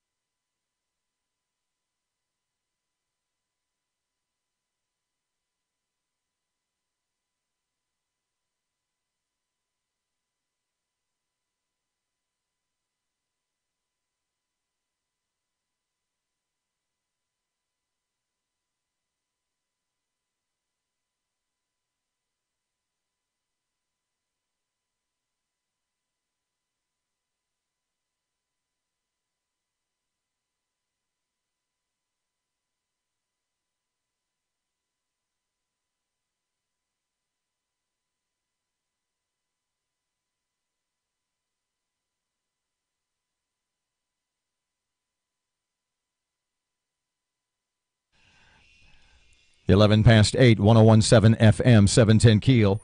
Robert J. Wright and Erin McCarty. She is off today, but back on Monday. Greg Adams is here. Stephen Parr from American Ground. Heard every weeknight here on Keel from 6 until 7 p.m. Thank you for stopping by. Thanks for having me. Got a lot to talk about this hour, but let's start. Greg, you mentioned during the news, and this has to do with taking a knee, and as it trickles down from the NFL to high schools across America. You saw on Twitter, well, you fill me in. Tell the listeners what you saw. Well, Bossier Parish is under the microscope nationally for issuing what effectively is a threat to all of their student athletes and coaches. Louisiana School District to student athletes, stand for anthem or face punishment. A Louisiana superintendent told his school district Wednesday that student athletes who don't stand for the anthem could face consequences. Scott Smith, Bossier Parish School Superintendent, said in a statement that the least the district can do is, quoting Smith now, expect to stand in solidarity when the national anthem is played. In Bossier Parish, said Smith, we believe when a student chooses to join and participate on a team, the players and coaches should stand when the anthem is played as a show of respect. Now, we had attorney Royal Alexander on last hour, as I said when Mr. Royal was here. His conservative bona fides are unquestionable. The point being, he brought up a couple of examples, one of them a Supreme Court case, where the court has ruled that forcing a student to take part in what could be described as a patriotic ceremony does in fact go against what the Supreme Court has ruled. And I asked Royal, I said, do you think Mr. Scott has overreached in this memorandum, this email? And he said, yeah, but Royal also added, but as a conservative and as a religious man, I fully support and stand beside him in what he has to say and what he expects from the students. Now, that being the case, it still remains to be seen as to what will happen this evening at Bossier Schools. What have you discovered? Well, the eyes are on Parkway because Parkway's principal is the one who issued, and actually it sounds like there were multiple schools that issued the same contentious letter to their athletic departments. Principal Waylon Bates, pardon me again. Parkway High School requires student athletes to stand in a respectful manner throughout the national anthem during any sporting event in which their team participates. Failure to comply will result in a loss of playing time and or participation as directed by the head coach and principal. So, with Parkway being under the microscope right now, I thought that it would probably be a good idea to, mosey over to the Twitter where the kids are, communicating these days, to just see what their mood is.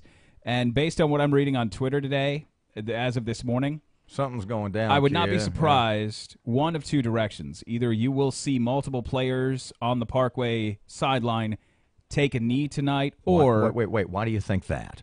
Well, based on some of the, and this is all speculative. I know nothing. I haven't talked to anybody. I'm just reading what they're posting. I'm seeing players and leaders on that team retweeting the ACLU, retweeting Sean King. There are some Twitter conversations going on about the racial makeup of the team and what were to happen if all of said players were to take a knee. You would have to forfeit the game if you were going to punish them without playing time. There's a lot of that conversation happening on Twitter right now. So I would not be surprised if Parkway does one of two things. You do see players take a knee tonight and challenge what that punishment may be, or they don't come out of the locker room for the national anthem like the Pittsburgh Steelers. You see them avoid the issue altogether. Do you think and Stephen, I want you to comment on this, because I had said, a lot of folks had said earlier in the week when the Steelers last Sunday, Mike Tomlin, the Steelers were standing together and were staying in the locker room, except for Alejandro Villanueva, former Army Ranger. And yet by avoiding, wouldn't you say that the Steelers made the mistake in that by staying in the locker room, they became part of the controversy, as opposed to coming out, standing at attention, hands over hearts, helmets under arms, as prescribed by the NFL Operations Game Ops Guide? Don't you think that they made themselves political, that the way to remain non-political is to honor the flag? The thing I've said on the show is that actions speak louder than words, but words are a lot clearer. So whatever action you take can be misinterpreted, and it's up to you to make sure that whatever message you're trying to get out gets out correctly. That means you need to make your statement. If you're just staying inside the locker room, what message does that actually send, and what message is received? The message the Pittsburgh Steelers fans received was that it was a giant middle finger to America. And so Pittsburgh Steeler fans started burning their season tickets, started burning their paraphernalia, and the Steelers had to come out, and they wrote a letter to Steeler Nation. Art Rooney wrote a letter to Steeler Nation saying, I think we've been misinterpreted. We're going to stand this weekend. We're not going to stay in the locker room. We're going to come out and stand. I had said earlier in the week, and in fact, Greg himself shared it a couple of times. Thank you very much for that. I had done a riff earlier this week, a segment, and I sort of titled it, Are NFL Players Like Cheating Husbands? And I will explain. I had said, and women, many of you can relate to this. I said, you catch your husband, your boyfriend, your significant other, you catch him cheating on you. And you say, what the hell? We had something here. This was important to me. It was good. We have love. We have vows. We have promises. We have children. And the man looks at you and says, baby, you just don't understand. She, meaning the other woman, she doesn't mean anything to me. It's the old bromide. It's not personal. It's just business. And the response is, no, it's personal to me. Right. So the husband, she doesn't mean anything to me. I love you. And the wife is like, no, no, it means something to me. You broke our vows. You betrayed me. You betrayed our family, our children. And the guy says, but baby, you just don't understand. This doesn't mean anything to me. It was just sex. I love you.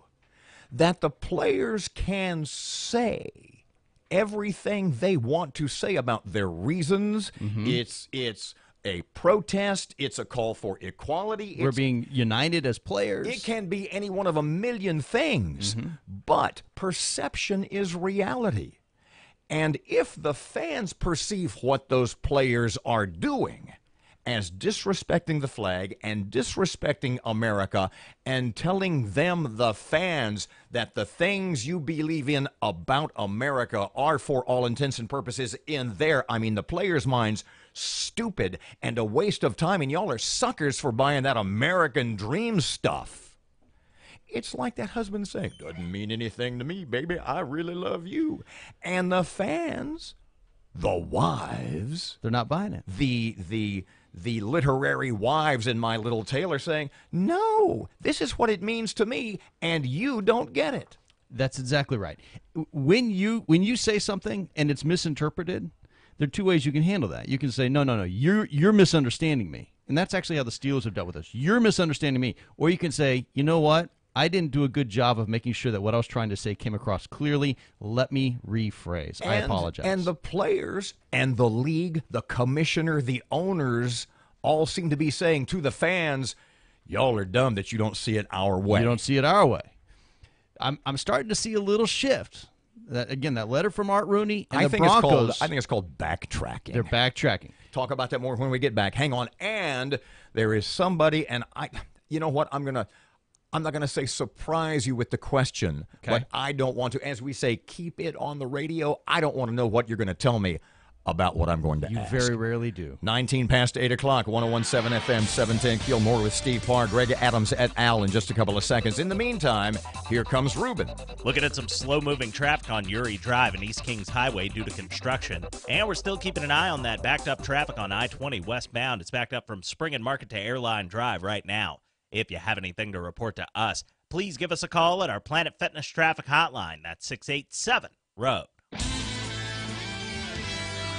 Your AccuWeather.com forecast. Today will be sunny to partly cloudy with a high of 86. Clear to partly cloudy, low 62 tonight. Sunshine, high 85 tomorrow.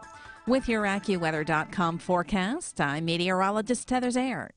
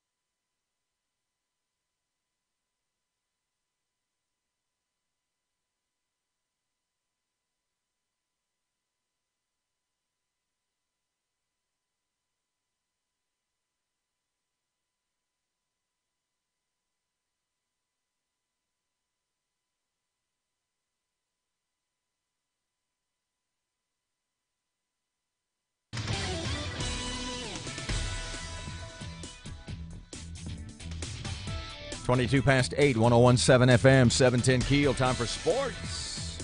Good morning from the sports desk of 1130 The Tiger. This is Tim Fletcher. Bird controlled the line of scrimmage throughout the first half while building a 24-3 halftime lead over Captain Shreve and rode out the second half en route to a 34-17 win over their arch rival in Lee Hedges Stadium last night.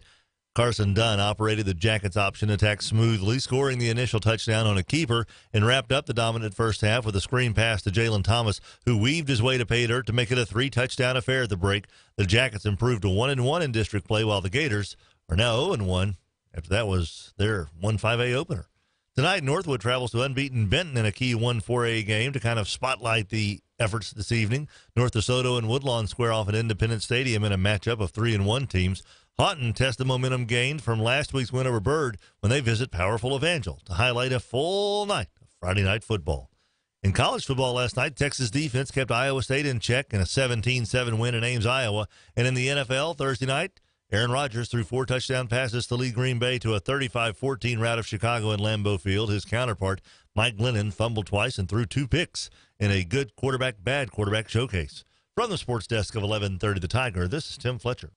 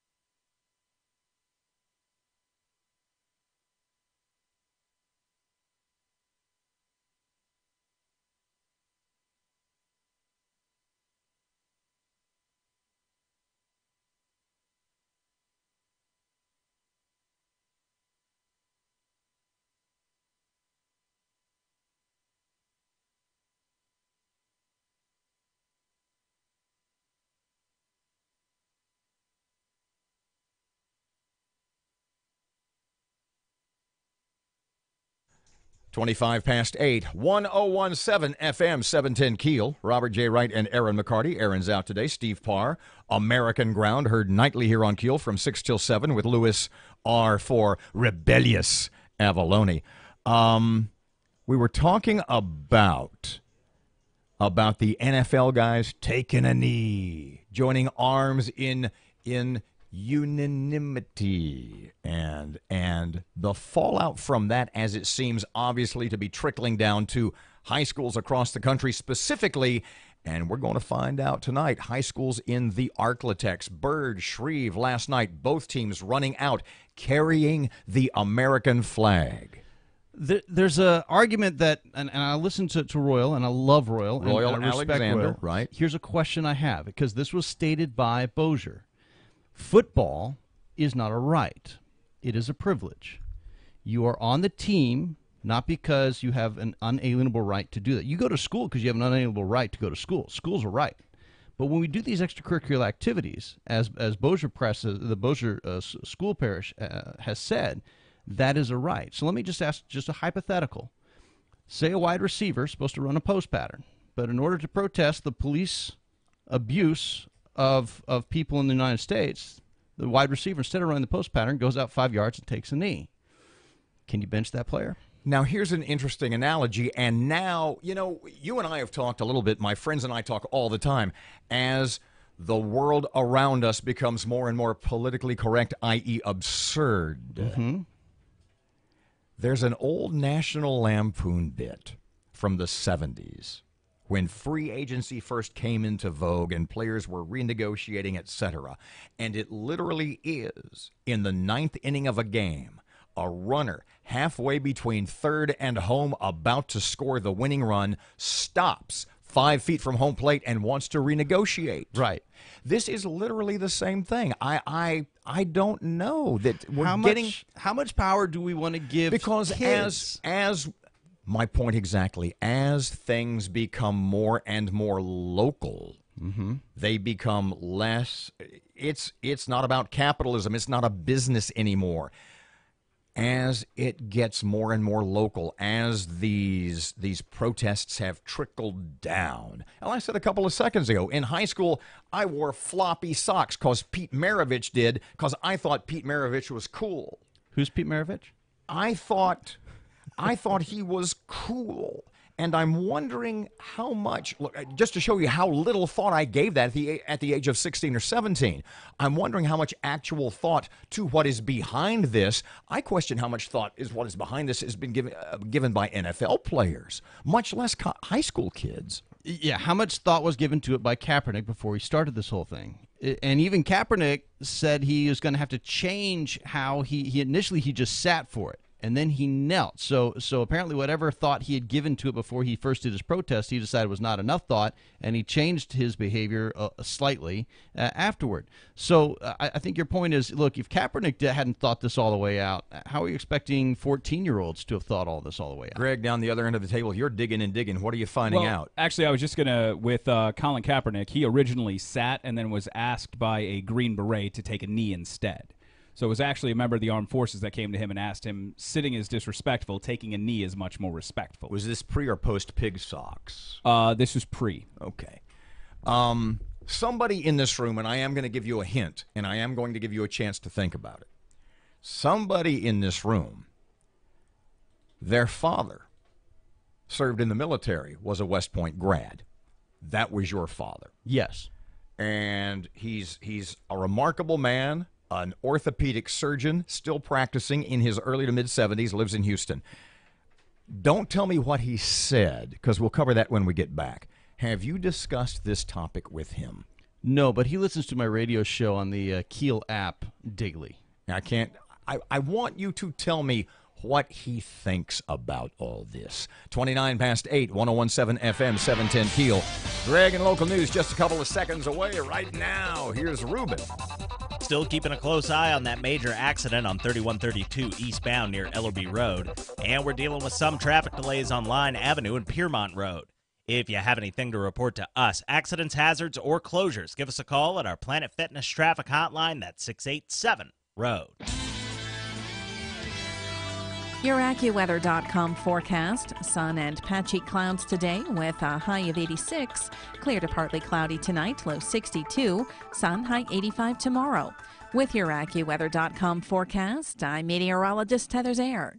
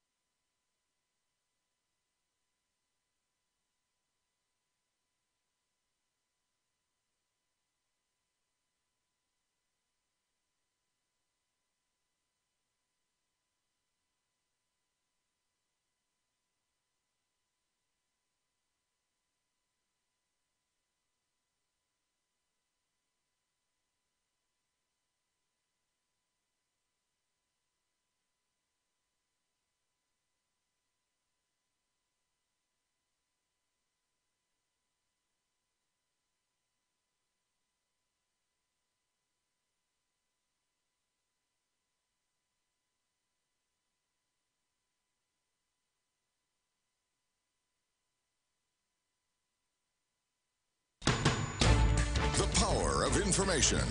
KEEL News now. Parkway High School in Bossier has told students that any school athlete that kneels during the national anthem could be kicked off their team. Executive Director of the ACLU of Louisiana, Marjorie Essman, says the laws of our country do not allow schools to prohibit students from peacefully protesting in this manner. What schools need to remember is that this country was founded on principles of dissent. The United States Constitution was written to protect people's right to disagree even with the government. On the other side of the river, Caddo Parish schools have issued a statement that says they will, quote, allow students and staff to practice their First Amendment rights as long as that practice does not impede on the ability of others to practice their beliefs, end quote. Murder suspects are heading back to Shreveport. Matt Parker has those details. Roy Narcisse and Kiana Williams have voluntarily agreed to return to Shreveport to face murder charges. The pair are accused of stabbing and killing 82-year-old Kathleen Cates. Texas Rangers, Tom Green County Sheriff's deputies, and members of the U.S. Marshal Service arrested Narcisse and Williams at a hotel in San Angelo, Texas, early Thursday morning. The pair waived their right to an extradition hearing and are waiting to be brought back to Shreveport by Caddo Parish Sheriff's deputies. From 101.7 FM and 710 KEEL, I'm Matt Parker. Louisiana's health department is suing more than a dozen pharmaceutical companies, accusing them of worsening the opioid abuse in the state. The lawsuit filed this week in a Baton Rouge district court says drug manufacturers used marketing tactics that misrepresented the dangers of long-term opioid usage.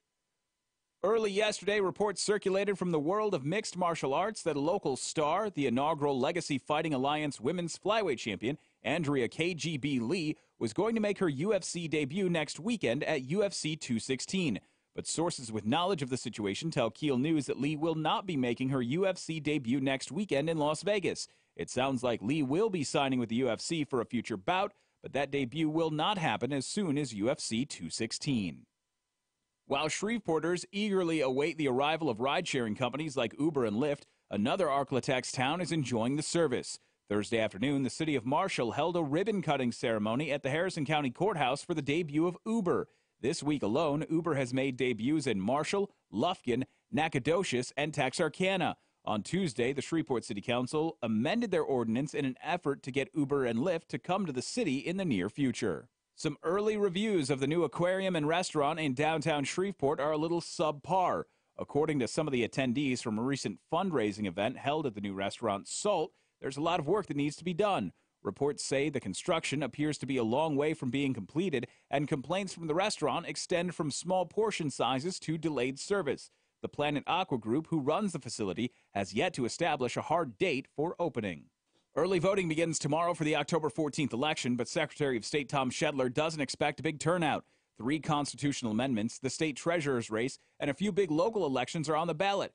However, Shedler says there hasn't been much publicity. It is amazing across the board to see how many undecided votes by polling data that exist at this late stage. It's time for everybody to, get engaged. Early voting is from 8:30 a.m. to 6 p.m. and starts Saturday and will continue through October 7th, except for on Sunday.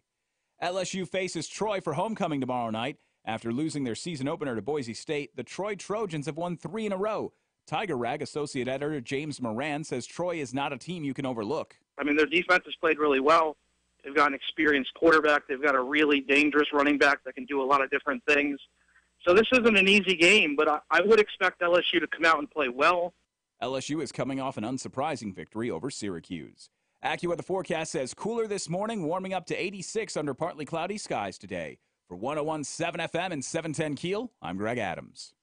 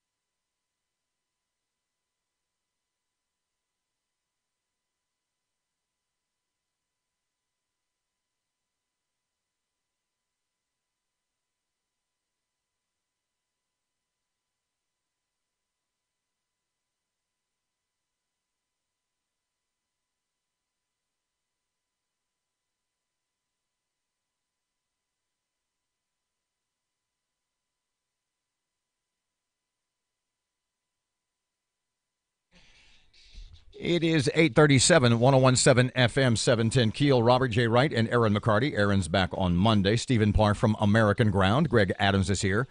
You guys were having a fascinating legal discussion.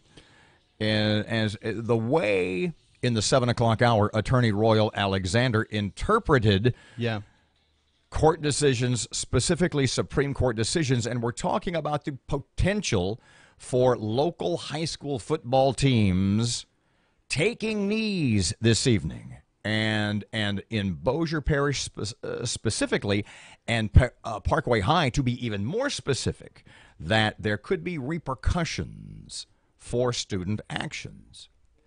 Royal had said that in his mind, the lawyer, what he said was in his mind, the Supreme Court has said that Superintendent Smith and that the principal of Parkway, that they are guilty of overreach in this area, that the Supreme Court specifically and the First Amendment specifically has classified anything the players would do on the field. Not talking NFL guys now. That's like that's a business. That's a business situation, and you are an employee. Right.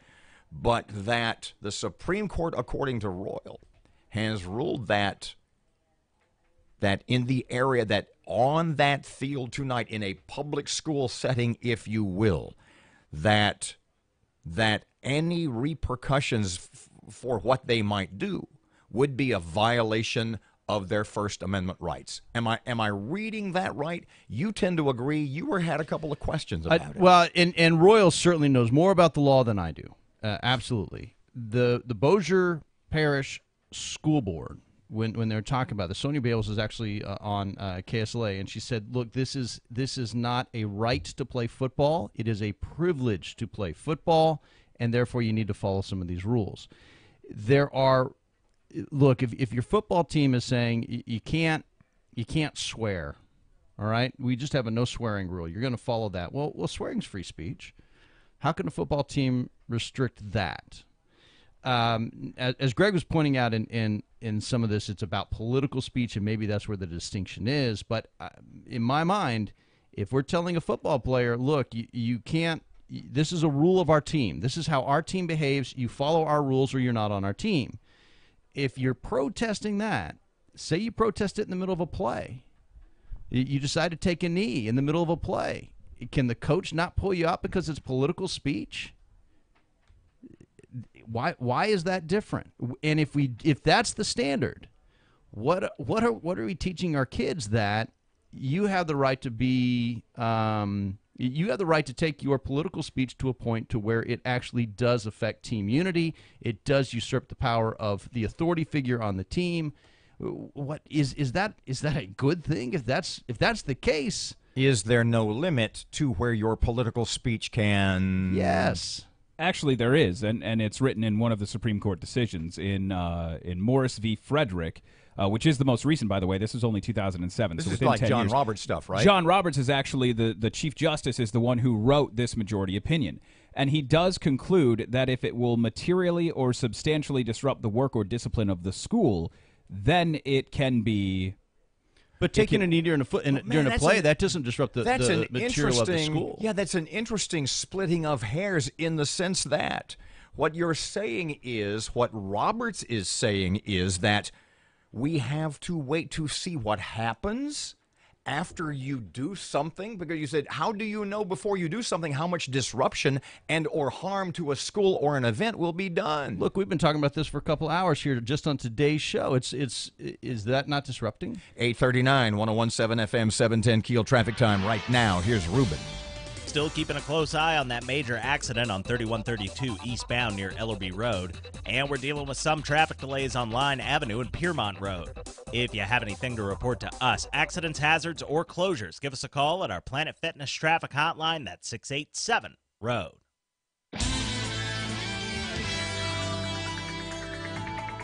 Your AccuWeather.com forecast. Sun and patchy clouds today with a high of 86. Clear to partly cloudy tonight, low 62. Sun, high 85 tomorrow. With your AccuWeather.com forecast, I'm meteorologist Heather Zayer.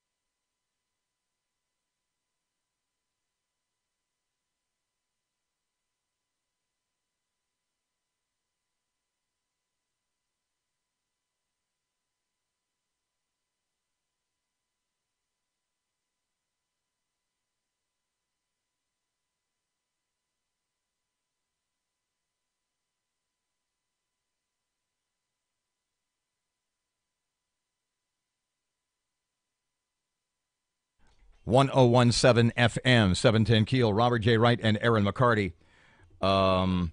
This take a knee, this protest stuff, especially at the high school level across America, I don't know if it's just starting. The apogee may be this evening.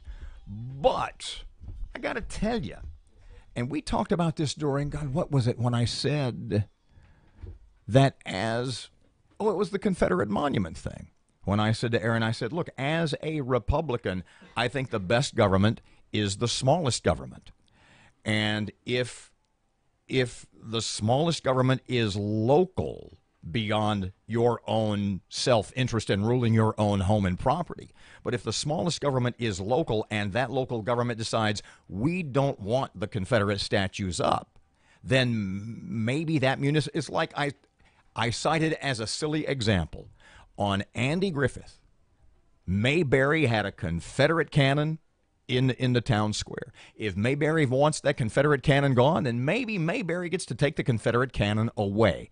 And if another town, if Mount Pilot wants to keep theirs, then Mount Pilot maybe should be allowed to keep theirs. In this instance, as much as I can say to the NFL guys, or as much as I could say to those high school players tonight, whatever they are plotting and or planning, I can say, I see what you do, and I will try to explain to you how that to me is a disrespect not only to the flag, which represents America. I said to Erin earlier in the week, her father, I've told you before, her father was a Bronze Star winner on Okinawa. Yep. One of the most brutal, bloody battles, one of the most consequential battles of World War II. Both her sons served in the Marines.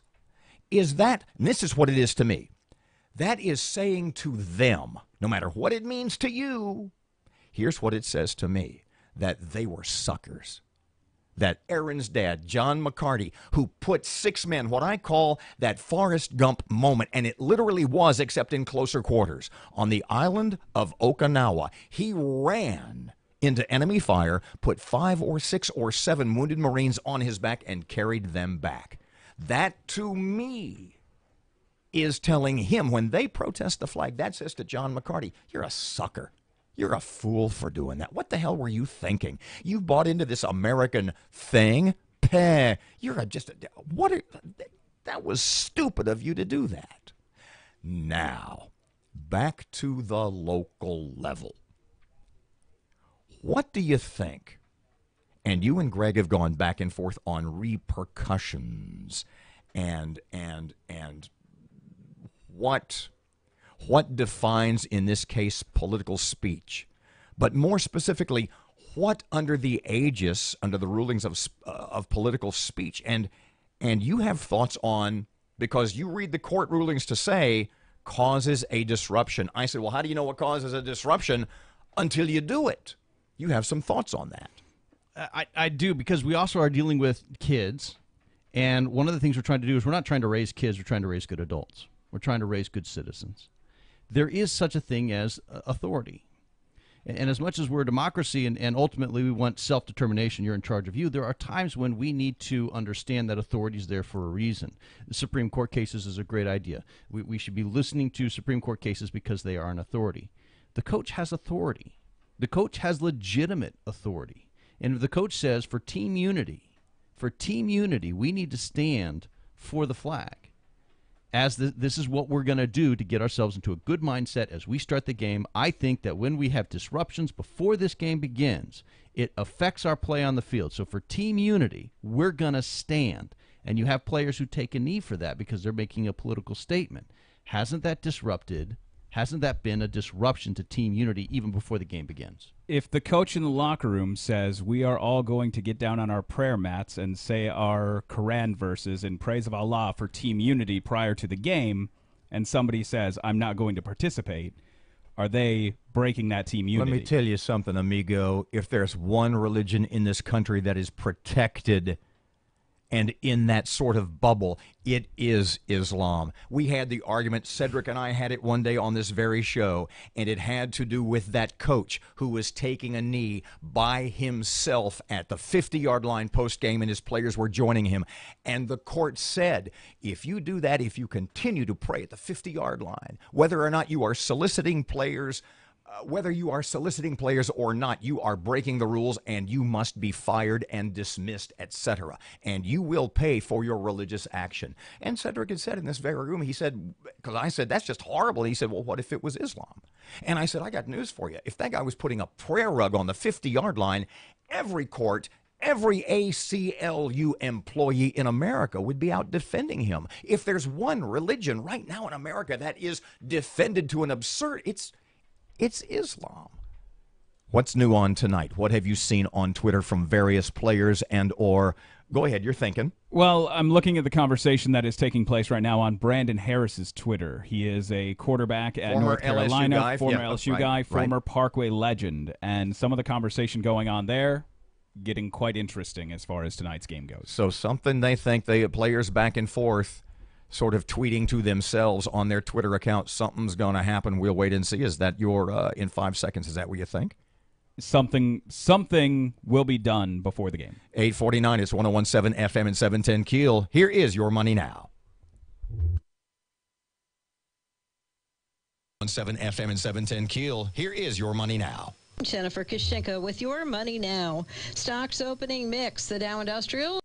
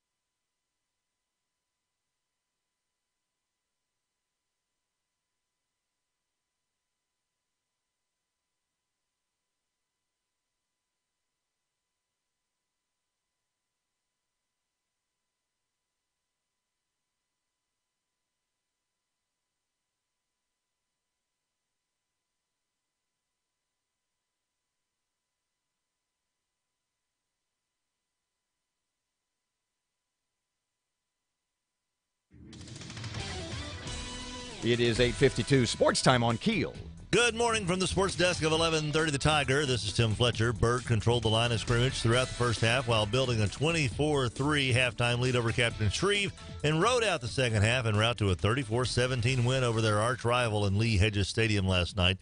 Carson Dunn operated the Jackets' option attack smoothly, scoring the initial touchdown on a keeper, and wrapped up the dominant first half with a screen pass to Jalen Thomas, who weaved his way to pay dirt to make it a 3-touchdown affair at the break.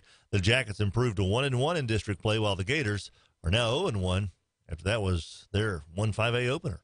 Tonight, Northwood travels to unbeaten Benton in a key 1-4A game to kind of spotlight the efforts this evening. North DeSoto and Woodlawn square off at Independence Stadium in a matchup of 3-1 teams. Houghton tests the momentum gained from last week's win over Byrd when they visit powerful Evangel to highlight a full night of Friday night football. In college football last night, Texas defense kept Iowa State in check in a 17-7 win in Ames, Iowa. And in the NFL Thursday night, Aaron Rodgers threw 4 touchdown passes to lead Green Bay to a 35-14 rout of Chicago in Lambeau Field. His counterpart, Mike Glennon, fumbled twice and threw 2 picks in a good quarterback, bad quarterback showcase. From the sports desk of 1130 The Tiger, this is Tim Fletcher.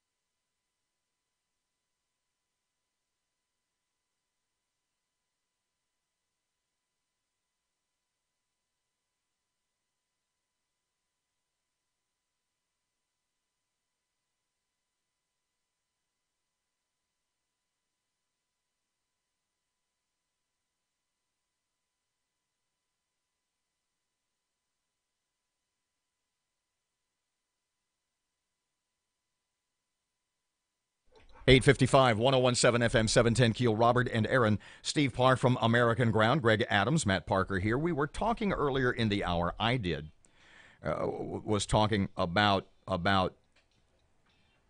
how the players, specifically NFL players, they may mean one thing, but the way I interpret as disrespectful to the flag and to America and to men and women who have defended America, that is something else. And they're telling me, no, you're dumb for thinking that. So, well, wait a second. And as we become a more polarized nation, here is a local example of what I fear. And I am going to mention Green Oaks, and if this is off the table, if they're not going to do it, then I apologize in advance. But there have been rumors that when Green Oaks plays at Plain Dealing tonight, that they are going to have some form of flag protest. Now, Green Oaks, a predominantly African-American school.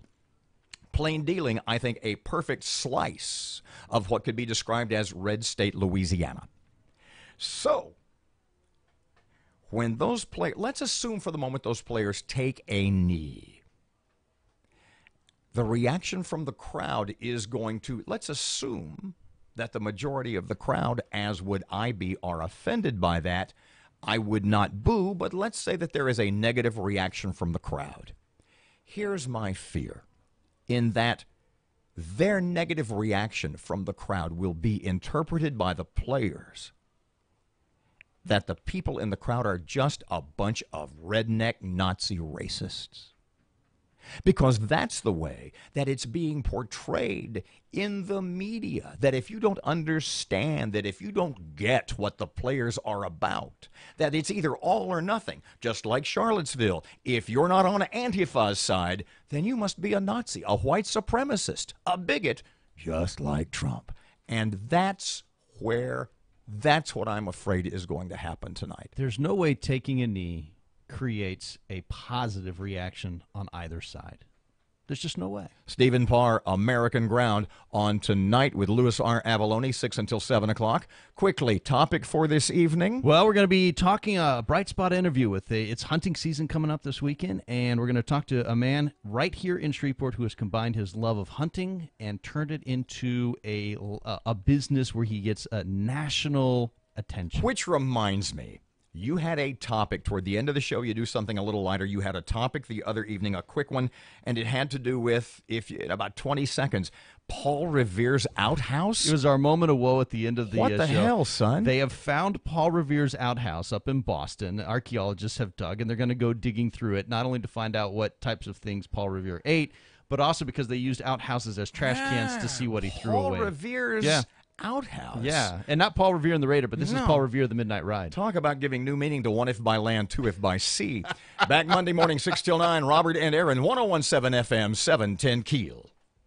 Town Square Media Shreveport is an equal employment opportunity employer. We are always seeking new and talented employees. If your business or organization would like to be notified of job openings at Town Square Media Shreveport, please send your request, including your contact information, address, telephone number, and email address to 6341 Westport Avenue, Shreveport, Louisiana, 71129. Attention job vacancies, or via email to shreveportjobs@townsquaremedia.com.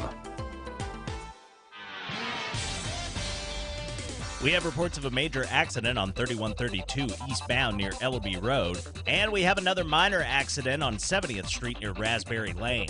If you know something we don't, accidents, hazards, or closures, give us a call at our Planet Fitness traffic hotline. That's 687-ROAD. Your AccuWeather.com forecast. Sun and patchy clouds today with a high of 86. Clear to partly cloudy tonight, low 62. Sun, high 85 tomorrow.